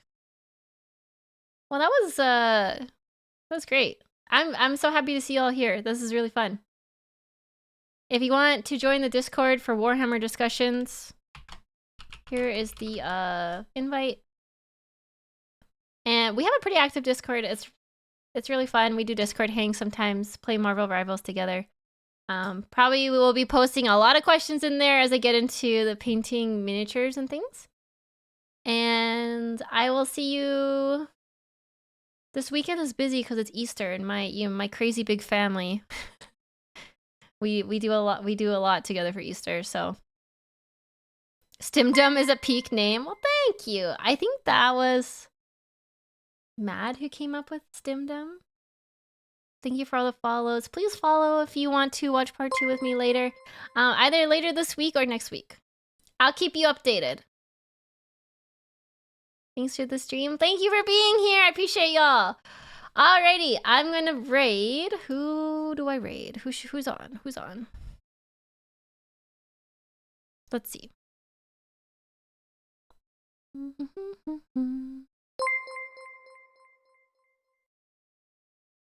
Miwa? What's Miwa doing? Oh, she's doing Warhammer! Well, let's go see Miwa then. I'll send you off to Miwa. She's also doing a Warhammer stream. She's doing the Primarch lore. So I will send you off to my beloved Miwa. Everyone go say hi. And I'll see you next time. Okay, bye-bye. Have a good day, everyone.